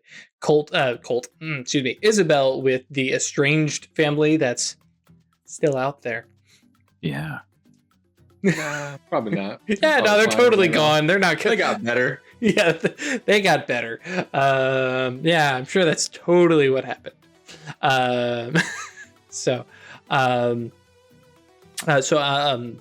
We jump up to Gisela on Sunday, unless there's any other little vignettes that we need to throw in there real quick. I'm suspecting over the course of a week. Right. And well, I think because we're on Wednesday, so a couple days. Okay. I'm assuming Cloak is making a few more trips back to Tenochtitlan or potentially other related places as for research, basically, because getting all the guns to shoot at Salazar, metaphorically and metaphysically speaking. Yeah, exactly. And also, of course, before he makes an entreaty of someone, right, he needs to be prepared to engage them respectfully. Right. He can't just go up and be like, I got this big energy leg bow over here. Come on now. The way you should do what I say. Right. He's trying to make a friend. Right. He's going to treat them as an equal, regardless of how much power or worship they still have. Right. That needs to be the way he approaches. So. Gotcha. Cool. Gisela is looking for fairy rings. Yeah, I'm going to just take my day off and go walking around outside of town. Hopefully, like, I don't want to be close, but like still within our little protective area. Mm-hmm. And I'm just sort of methodically walking around looking for mushrooms. Right. And just because of the range of the zone, there's a few places that are outside, that are inside of the bubble, primarily out towards, I almost called it the Sanctum, the Hallow. You have quite a large space out that way, because everything else is beyond, because the Hallow was the farthest point. That is, that or go stomp around some farmers' yards. So, yeah. I was going out towards like the Hallow, because also it's not like too far away to see, but it's pretty far out there. It's not very noticeable. And so, because finding somewhere a mushroom ring, it's a decent time of year for them, right? What is your goal once there? I want to talk to a fae. Mm. And like, I don't know that I really have the idea of what a summoning is. Mm-hmm. But I mean, as Cloak performed a year ago. Yeah, I wasn't right. Specifically, there for that, though? No. Yeah. The main thing I bring up is over the past year, that discussion has probably come up in the process. Welcome back, Chris. That the process has, at least one understanding of it, and potentially have spoken with Egrock, who can't give you a ton of information on the Acanthus side, but a general idea that these things are out there. Yeah. They can be summoned. You all have seen them in your mage site, but attempting a summon sounds like an int plus occult roll, so we at least prepare the space. Are there other conditions and ideas? Because I like the idea of Gisela going into this kind of not necessarily raw, but with kind of blinders on, and hasn't asked for. Yeah. I'm just gonna go like. Just imagining her like kneeling beside it, just sort of like facing it, and then not quite praying, but kind of. Mm-hmm. Just like it would need an offering. Mm-hmm. What it's. And this is where you get into, because there's the exact specification of incorporating items and conditions into the summoning process, and that's int plus occult, which I know she's good at. And for every 2 successes, that removes 1 success from the target of the summoning. Is she aiming for a bigger entity, or is it just like, I'm just going to get the smallest fairy I can get kind of vibe? Definitely not a big one, just because I don't trust them. Sure. Trying to think what I have that I could offer them. I would have brought an offering for. Mm-hmm. Well, and that's why I'm saying just throwing int plus occult at it, and we can fluff it up however you like. because I'm just trying to figure out how many successes we're looking at right now. Yeah, I feel like I've probably brought them like food and milk. They like milk, right? Is milk, honey, bread? Just set my little bowl out and sit and just sort of kneel in front of the thing, and then just sort of open up and invite them. Have you caused a paradox this week? I don't Nope. think so. Yeah. So 10. None of the other bonuses unless trying to add duration to it. I don't know that would occur to her. That's kind of what I was thinking too. So 10 minus, based on whatever your int plus occult roll ends up being. It's not too bad overall. Okay. It's pretty bad. So you need 9 successes, but you're still rolling Gnosis plus Fate, which is pretty decent if I remember correctly. What do we It's go to? 5. Yeah, so that's not bad. So yeah, need 9 total. Now the big difference here is we got some time that goes into that because it's 1 hour. Per 1 hour roll. per roll. So and like because I think you were basically saying that was like get out of church early morning and just go out was kind of the vibe, right? Okay, so you got some time to spare. Yep. How many rolls do I have? Gnosis plus no. Yeah, it's an extended roll. Resolve plus composure is what that's the safe rolls. Okay, so I have 7. Jesus. Those are the safe rolls, but your total rolls, because it's an extended action, are limited to your pool. That is one thing that we've never really concerned about because of the resolve plus composure coming in, making it unsafe. There's no reason to limit the number of rolls because if your number of rolls is way lower than resolve plus composure, you'll never.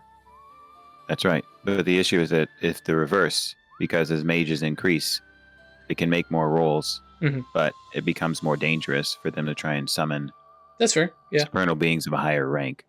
So, I got I mean, you. it's not a requirement to impose it. I just mean that that's a distinction in the rules that is often lost, Right. just because, unlike scrutiny, right? Scrutiny specifically says you can continue past that point, Right. but it doesn't say that with summoning. Yeah. So And because it does it's call subject out, to it's that. an extended action is subject to the same Yeah. rules. Yeah. But Exactly. yeah, I've never bothered with it. But Yeah, it's fine. It's More fine. I'm not interesting if like you fail arguing for it. spectacularly by reaching too hard. than exactly. just- Yeah, that makes sense to me. Do it. I was just pointing out. Oh no, I appreciate it. Yeah, because it is a house rule, and I do like to point those out. Yes. So 7 safe ones. Got any willies? Yes, spin It's yourself all a up on them willy. now 'cause it's been like 3 more days.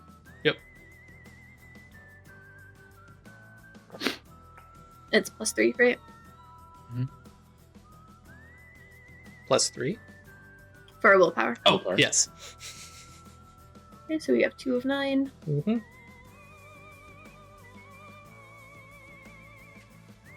I'm just counting the number of rolls. So. Hot damn. 7 of 9. Yeah. There you go. 7 of 9, huh? Yep. You Jerry Ryan over here, aren't you? Anyone? Voyager? Oh, I Damn nodded. it. Oh yes. Oh. Okay.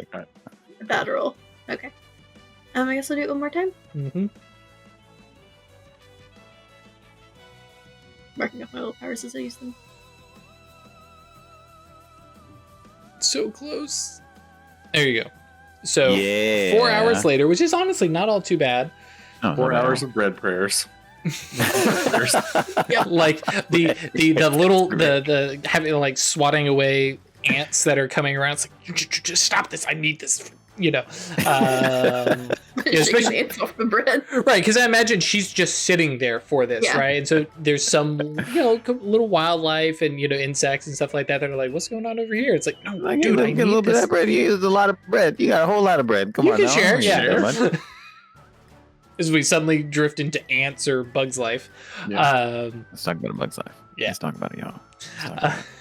Maybe later. yeah, I was gonna say sorry. That's I can't just make a simple reference like that with Ralph around. Not about bugs. Because technically, no, hang on, you don't have enough. So you can't point at a specific arcana. But was there an arcana in mind that she was looking for? Is she looking for a fae? And that was kind of it. Probably fade in time, because in my mind this is an old curse. Oh, okay, I see that. So yeah, Gotcha. So yeah, but without time 3, you can't specify it. Yeah, I was just curious for the kind of vibe that she was looking for.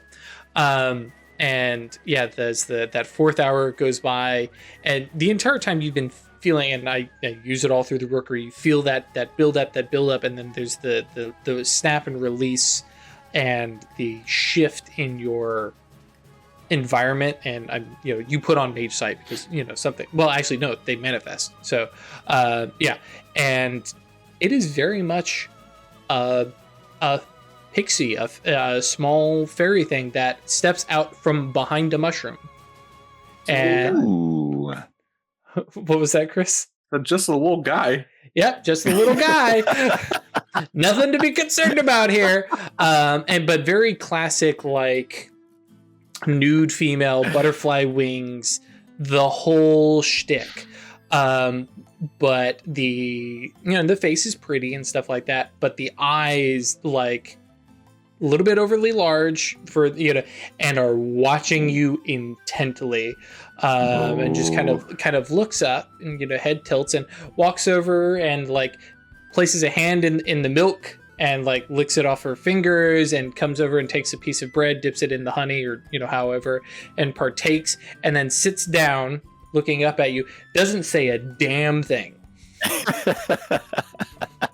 Okay, I'm just gonna sort of tentatively, hello? Because I don't know if I can understand it, right? Or if it can understand me. And yeah, you say hello in, probably German, actually, or not German, but whatever your native tongue is, right? At this point, it's probably English, just because she's been here since she was like 9. That's fair. Yeah. And it is the tongue that everybody, well, not everybody, but majority of folks used to speaking in like day-to-day life. Right. If English didn't work, then she start trying other ones. Right. But it tilts its head and it hits you in. You can hear English in it, but it's definitely fluent high speech. And it, kind of tilts its head and goes, "Do you understand me?" Yes. And like, there's a definite look of tourist, doesn't quite speak the language, but nods and smiles and says, "You have called, and I have a short time now." I need knowledge. Big old grin. Oh, you need something, huh? All right. Well, actually, can you see on me the markings of... Like, you don't even finish the sentence, and it's already nodding. Yes. Oh, yes. I need to know how to get rid of it. It's not quite to malicious, but it smiles and it goes, "You don't want to go mad?" No. Not me, not my family. What would you give up to not go mad? If you don't want to lose your mind, maybe you should lose something else. I had the idea of trying to fix whatever wrong had caused it. But I don't know what that was. You would give up your pride? You would humiliate yourself for this? You would put your, and you can definitely, like, she is inspecting and she's definitely not looking at your body. She's got that whole timeline looking over, and she's, you would, if you would humiliate your family and ruin your family's name to be rid of your destiny, what would you be willing to do? My family doesn't have much of a name here. Oh, then it wouldn't cost you anything to ruin their name, to It's not a very fair trade if it's not costing me anything. Or do you know the value of your family's name? It won't be me. We're worth far more to her than to you. Or is there something else? And she smiles and, she says, there's the classic. Would you give me your firstborn? Oh, yes. That is only a trade if I have a child. I can wait. And I imagine Gisela is like, all right, this, and then realizes I'm being toyed with. that's she's not serious. Is there a service I could provide? Is there something you want?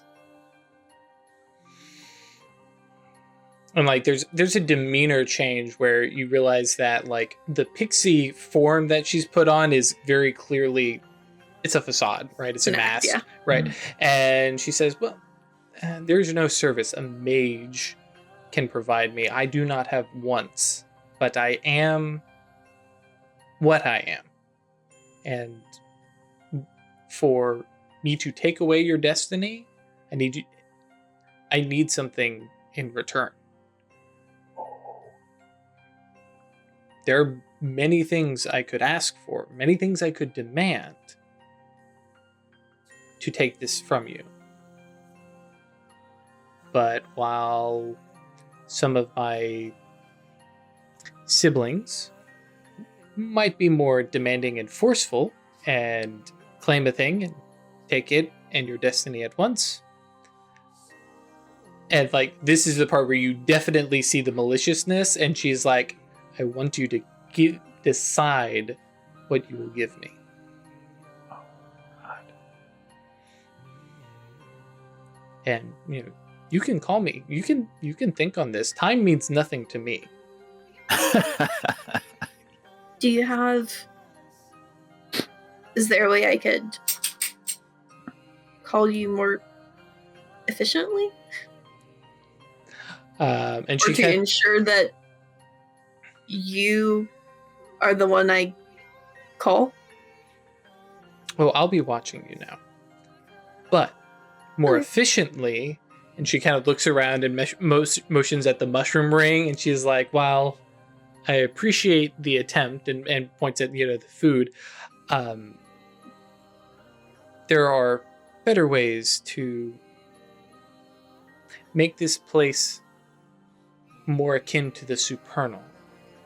And basically describing a domain, and which is probably something she's heard at this point. That makes it much easier and much more comfortable to be here. Okay. I will see what I can do. And I'll think about it, about what would be a fair offering. And in more fluent and pleasant fake type knowledge, she straight up says, you get what you pay for. Yes, because I am not just looking to uncurse myself. I'm trying to remove it from the family line. That could be a big ask. I'm aware. Sounds like a baby's worth of magic. I mean, if you... What's the going rate for a baby these days? And she's, but yeah, no, and very clearly, just so we are all clear, that wasn't a real offer. It was not a real offer, no. Because let's be honest, it's 1846, 1847. We could make babies, very specific. Time had anything to do with that. Yeah, she seems to be after more social, or she actually, given her Gisela's knowledge, this has some unseelie fae kind of vibes in the fact she wants you to hurt. in order to take this, right? And out of character, based on the sacrament, whatever that Gisela is willing to give up, is kind of the effect that you will get in response, which is what she said, but just to be very clear, out of character, we can chat about it. And so you have an idea. That way, when you're like, oh, I'm going to give this thing, I was like, well, you way overpaid, because I'm having flashbacks to Craig going, here, take all my memories. Like, all my memories. I just wanted like your favorite color, man. But yeah, okay, I will Not somebody else overpaying. call you probably in a week. She shrugs. I will likely leave here and then arrive here again. Oh, right, because time. Because time. And like she's very pleased that like she watches the understanding in her head, and she's very clearly pleased that you know caught it and figured things out, and she gives a very like courtly like curtsy, and then sways gracefully behind one of the mushrooms, and you can just feel her just gone. Okay, then. Just gonna take time to think about that. Another thing I will mention, just kind of out of character, some of that is also because she is a rank 1. So a higher rank being might be like, complete my trial and I'll just do it. Yeah, I was wondering, like is she strong enough to actually do it? They can't lie, right? Technically, no. It's one of those things that like fluent high speech allows you to, but in my mind, these are things they have no need to lie. Like, How many lots of destiny do you have? 2. Yep.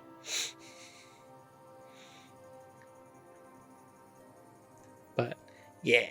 And also Sanctity of Merits is going to jump into that anyways. So yep. So we will chalk up, hey, we've got 2 supernal beings on the board, not including Ruin, who's a asshole. I'll bring Ruin back. Like, how you doing, buddy? Yeah, how you doing? Big Wolf, that's true. You thought we wouldn't be okay? Look at all this silver, buddy. Now get out of here, you bastard. That is also a thing. We do need to discuss that. Which actually, I think we should start harassing and stunting on supernal beings for the rest of the campaign. That's it. I'm sure that won't have any kind of repercussions. Up and says, "Come back." Yes, exactly. Diamond comes up. You've been at this for years. Yeah, there's a lot of supernal beings that need to get harassed. Till one of the watchtowers themselves shows up. I'm not sorry. An oracle shows up and goes, listen, crown, right? It's like, listen, guys, you can stop picking on my friends. Thank you. Take me with you. Yes. That's right. Just repeatedly asking to speak to their manager. Escalate. That's so funny. And behold, you ascend to the supernal symbol of Karen. Just like, so I have regrets. Hey, what rank are you? Not high enough. You can't solve my problems. Rookie number, you gotta bump that up. Yep, get up there. Exarch I'm not Karen. taking care of that. That's fair. Exarch Karen, yeah. I just had a thought during that conversation that I bet if Isabel and Theo put their heads together, they might be able to make something that resembles a baby. Oh no! See, I was just going to do the whole, yeah, sure, you can have my firstborn child and then just never give birth. Oh my god. If you want a kid, you can, like, adopt them. Yeah. They weren't firstborn, you didn't birth them. Yep. Or as the internet meme is fond of, yeah, you can have my firstborn. So when do we get started? Oh my. Promise it to the Fae, promise it to a demon, make them fight it out. Solomon has to show up. What the fuck happened here? Welcome to Mage. You're just standing there with a sword. That's right. Oh Lord. Oh boy. Yeah, she can look away from Solomon just being like ready to chop babies in half at all times. Oh my god. One half. One depends on which part of the Tibetas you summon it from. One side, got a sword. Other side, hey, I'm this wise guy who knows all about Goche. I'll tell you whatever you want to know. Don't talk to the other one. All he does is just lift his sword up and down all day. The sword. Oh boy. Chris, I think you had something in character that you were suggesting or you were about to do. No. Oh, okay. I was going to talk to Theo. Oh, okay. Mm-hmm. To Baba Sarah. Mm-hmm. And suggest that her attachments might make for a good line of inquiry as to how to fix them. And that can be wherever. You set the scene, and I'll set the topic. I like that. She's not usually walking around in Baba Sarah. Mm-hmm. Well, and I do know because we kind of suggested that you guys have a regular like Sunday meeting, you know. Mm-hmm. But oh yeah, be at the meeting, yeah, sure, or afterwards, or just before. Mm-hmm. Sure.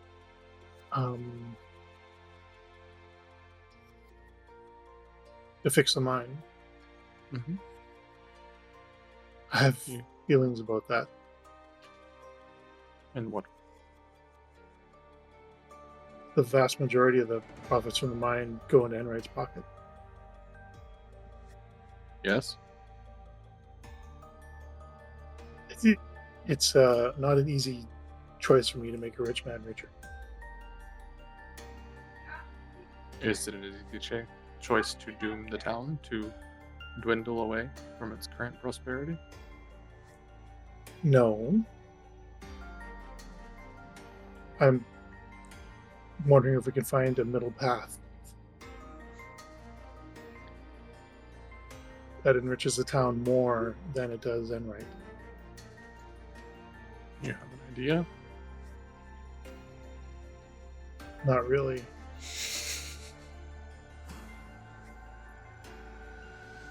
Unless we can, I don't know, let him get worried and then make a bargain or something. But that's the problem with people in power, is they're not the ones that feel the pain first. They're never the ones that feel the pain first. It's always the people under them that always feel the pain first and the most. And that's what I hate about him being on top.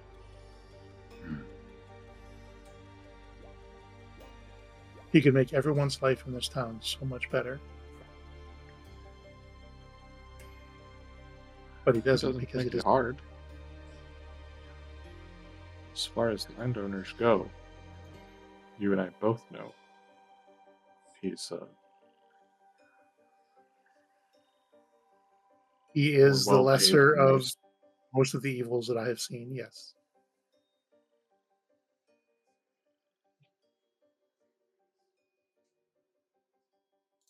I just hate that structure exists. Sure. Men with power have always existed and will always continue.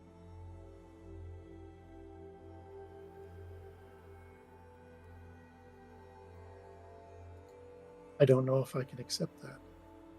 And it is our duty as women with power, a different sort of power, to find a middle ground, a different path, as you say. But holding the town's wealth hostage because we do not wish to enrich Enright and do not believe to be wise. Struggling with this because how do I participate without becoming complicit in a structure that I despise?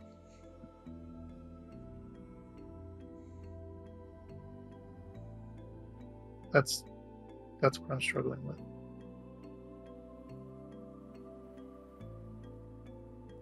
I want to help the town, but I don't want to reinforce the structure that's here.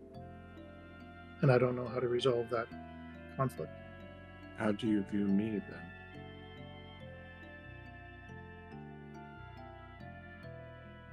I haven't asked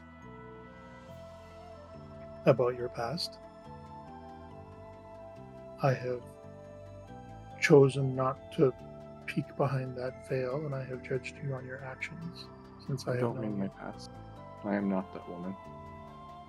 She never had any power. I have made choices and ended where I. But you use your power to help others. I ensure the safety of the town, which enriches in right, does it not? But you apply that. That is the question I'm asking you. Do you not find me complicit already? Would somebody roughing up a laborer on my farm, would you treat them different than you would treat Enright? If somebody were roughing him up?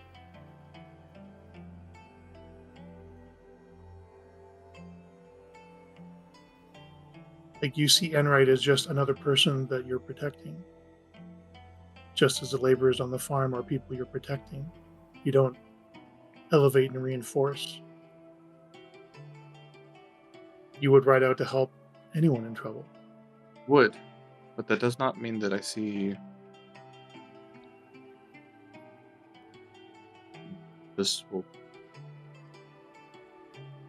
perhaps sound wrong to you.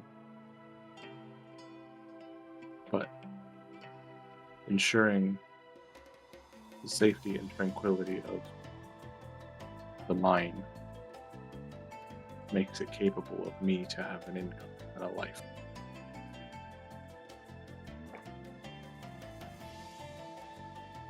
I would put myself in harm's way to make sure that farmers are safe, that you, Theodosia, Catherine are all safe from harm, as I did the other night.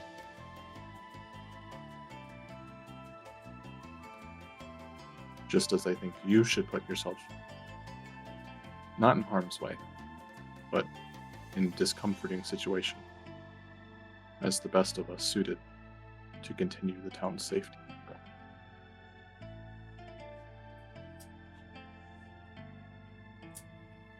I have out of character, I have a proposal. This might be a good spot for player doors.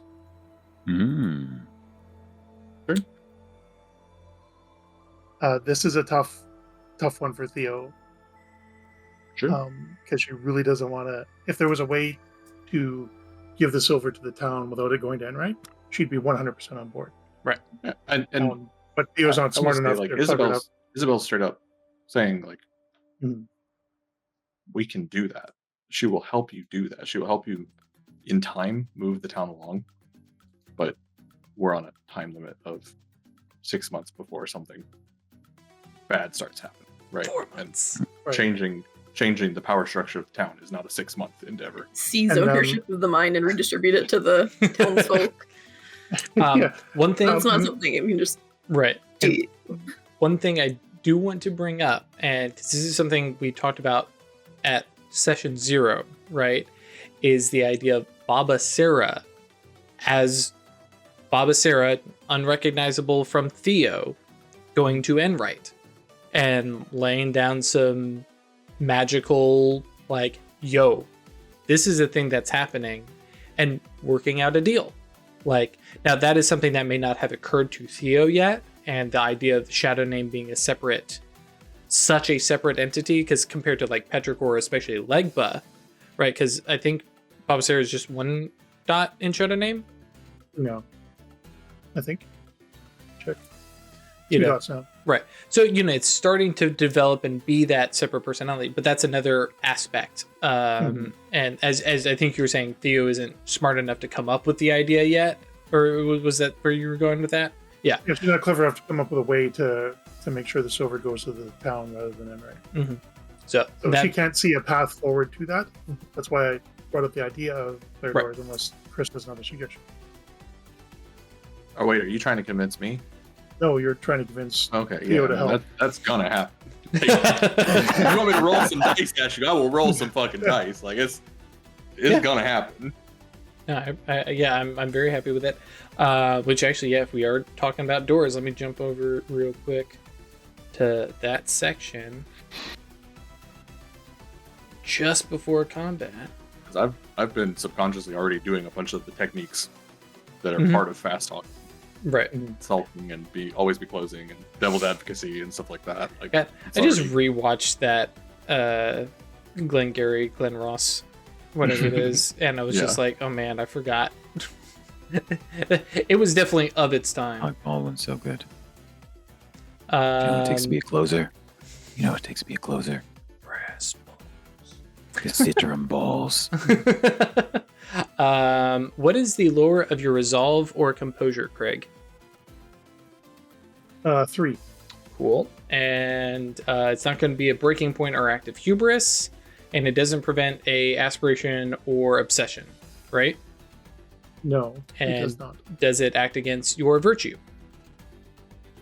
No, it does not. In fact, it follows in line with your virtue. Right, which would be an action on Chris's end. So 3 doors to get through.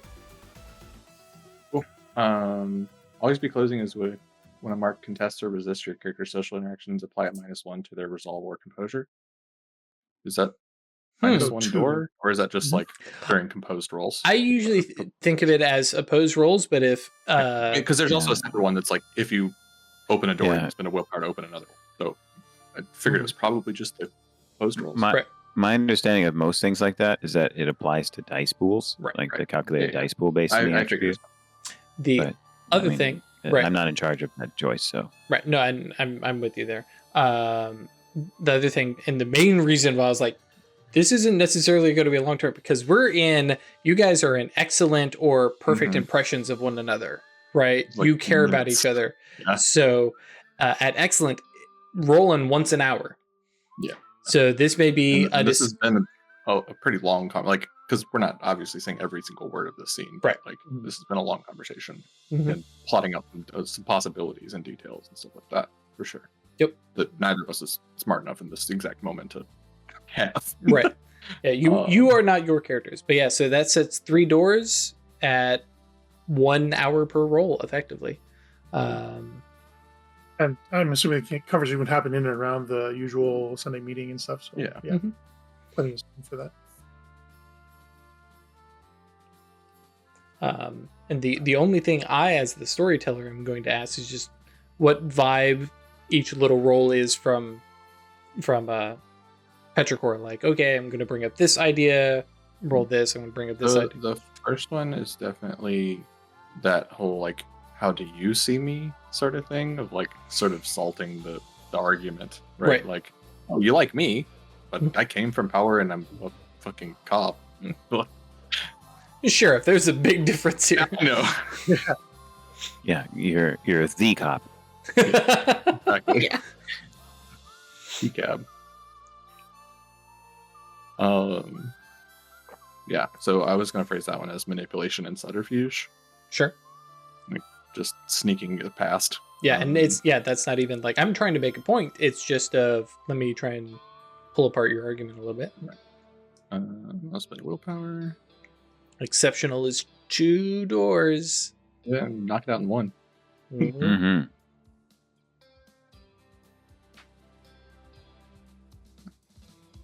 That's just the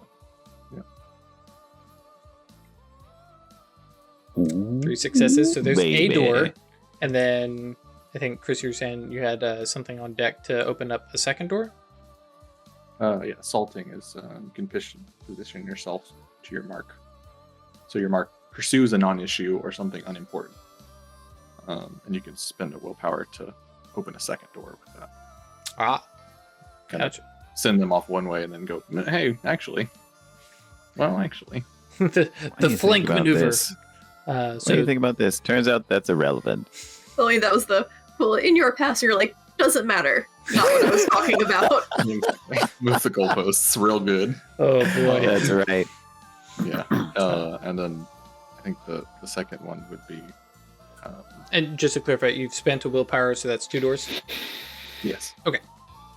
And the second one is more persuasion, of trying to convince you, like, let's just, as a coven, you are our best tool at this point for this, in my opinion. Right. In my Sure, understanding of everything that we as a coven can do.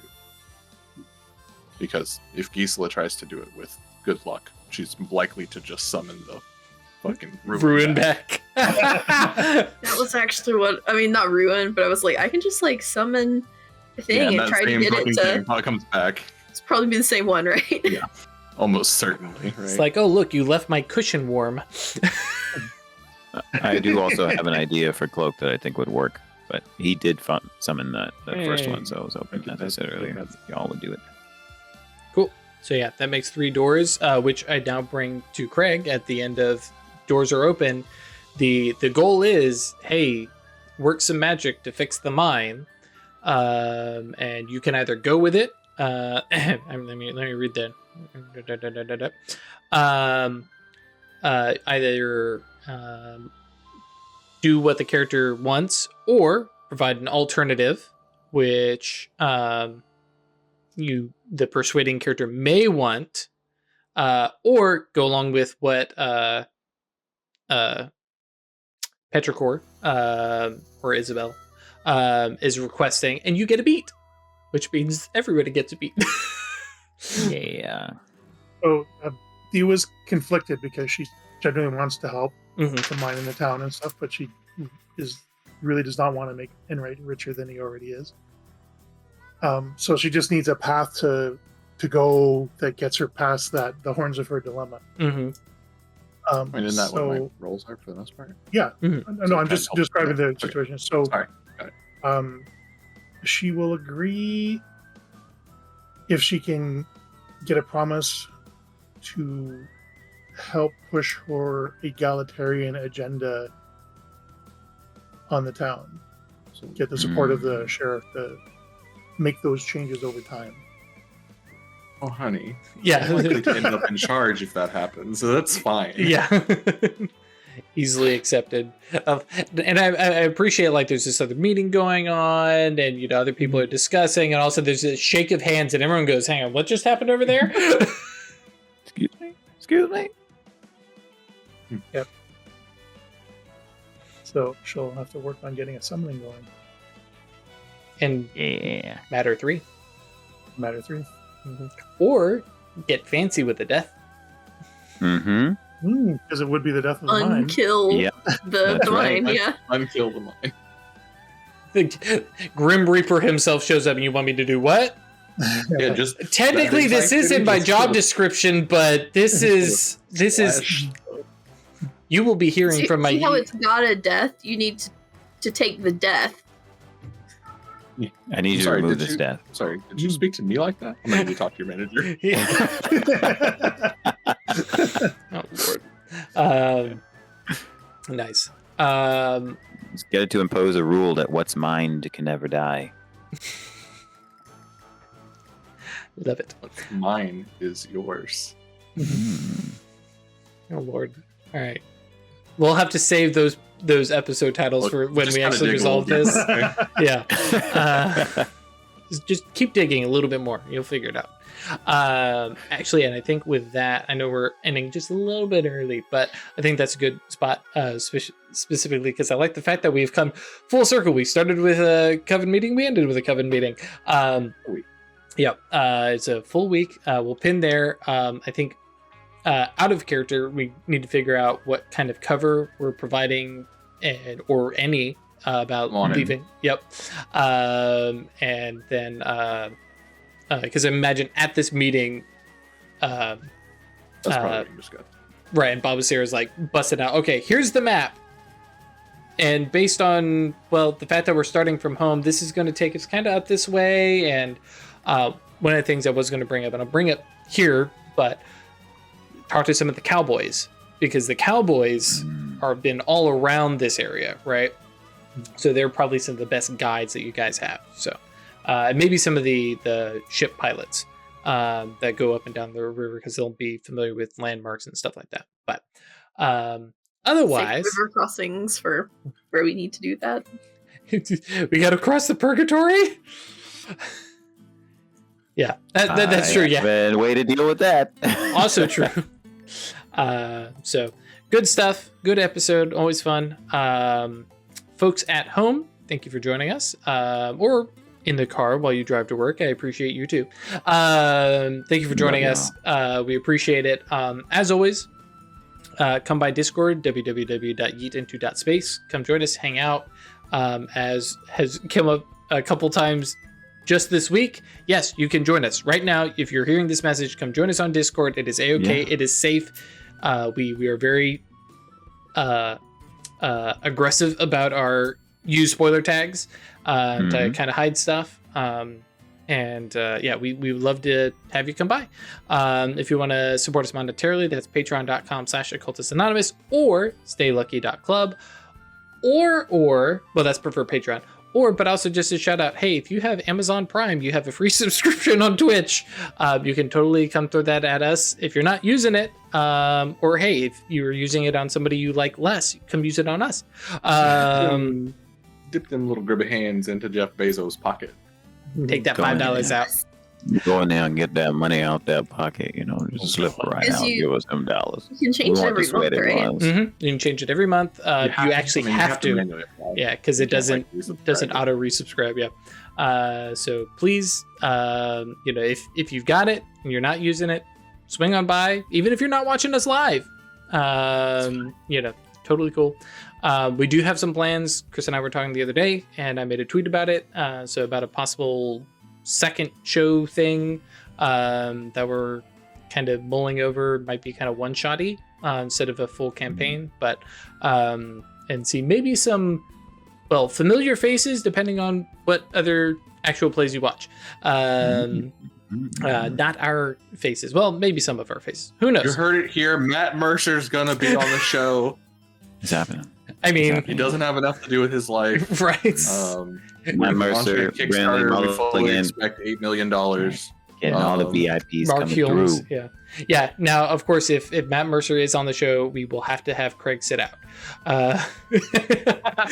Craig flies from Canada with knife in hand.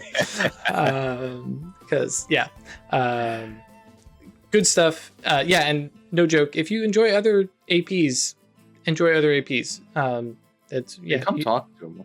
Talk to us about them. I don't think I know enough. Yeah, there's a lot that are out there, and hey, a little shout out to Initiative Zero who just started up. And if you are also doing your own AP, hi, I'm in Discord. You can send me DMs. I don't promise I can answer everything, but we're happy to throw some advice. We've been doing this for a couple years, and also officially 1 year of Ralph. Yeah. What up? Ralph anniversary. Ralph anniversary. A year ago. Yeah, Blades in the Dark. Yep. Cool, right? We were talking about it just before the stream started. We were like, oh yeah, so the video went up on the 26th. I was like, oh, so next week. Oh no, because we would have recorded it the week before. Yep. Yeah. So it is 1 year of the Ralph anniversary. Ralph anniversary. Sweet. Yep. This is my new favorite January holiday. Yeah, the Ralph anniversary. My mom's birthday, past my wife's birthday, past her anniversary. Ralph anniversary. Man, your January is packed. I know. And my birthday is in January, right after Valentine's Day. Oh man. Whoa. Yeah. Just get all of them done. Get everything done between December 25th and February 19th. Doing it all. Done. You celebrate Halloween then too? Why not? Yeah, absolutely. Yeah, I mean like I said, Chris's birthday. It's a way of life. It's a way of life. That's right. I mean, listen, every day is Halloween. You play in a Mage the Awakening Chronicle? Yes. Every Friday is Halloween. That's right. So, anyways, yes. Shout outs to anybody. If you've got a new AP that you're starting, you're running to do stuff. Yes, it is totally okay. If to talk about it in our Discord, don't spam people about it. But yeah, it's cool to talk about it. We have a channel for that. Words in Witchcraft, also shout outs to them because they do stuff too. It is okay. And if you run a Mage the Awakening one, you better believe I want to know about it because it's cool being the one that's been running the longest, but it would be cool to not be the only one. Yeah. More people learning and playing is always It's great. good. Because the more people who are playing, the more people who are running, the more likely I can actually play this game sometime. Because Richmond was a long time ago, guys. Starting to do 0.4 sessions. I didn't get to do much horrible murder. Right? I was going to say, you started off with a horrible murder. Listen, he started it. It was a duel of arcane. It was self-defense. Okay, sorry. Anyways, go watch that series too. Anyways, thank you all for joining us. It's been a blast, and we'll see you next week. All right. Bye. Bye-bye, everybody.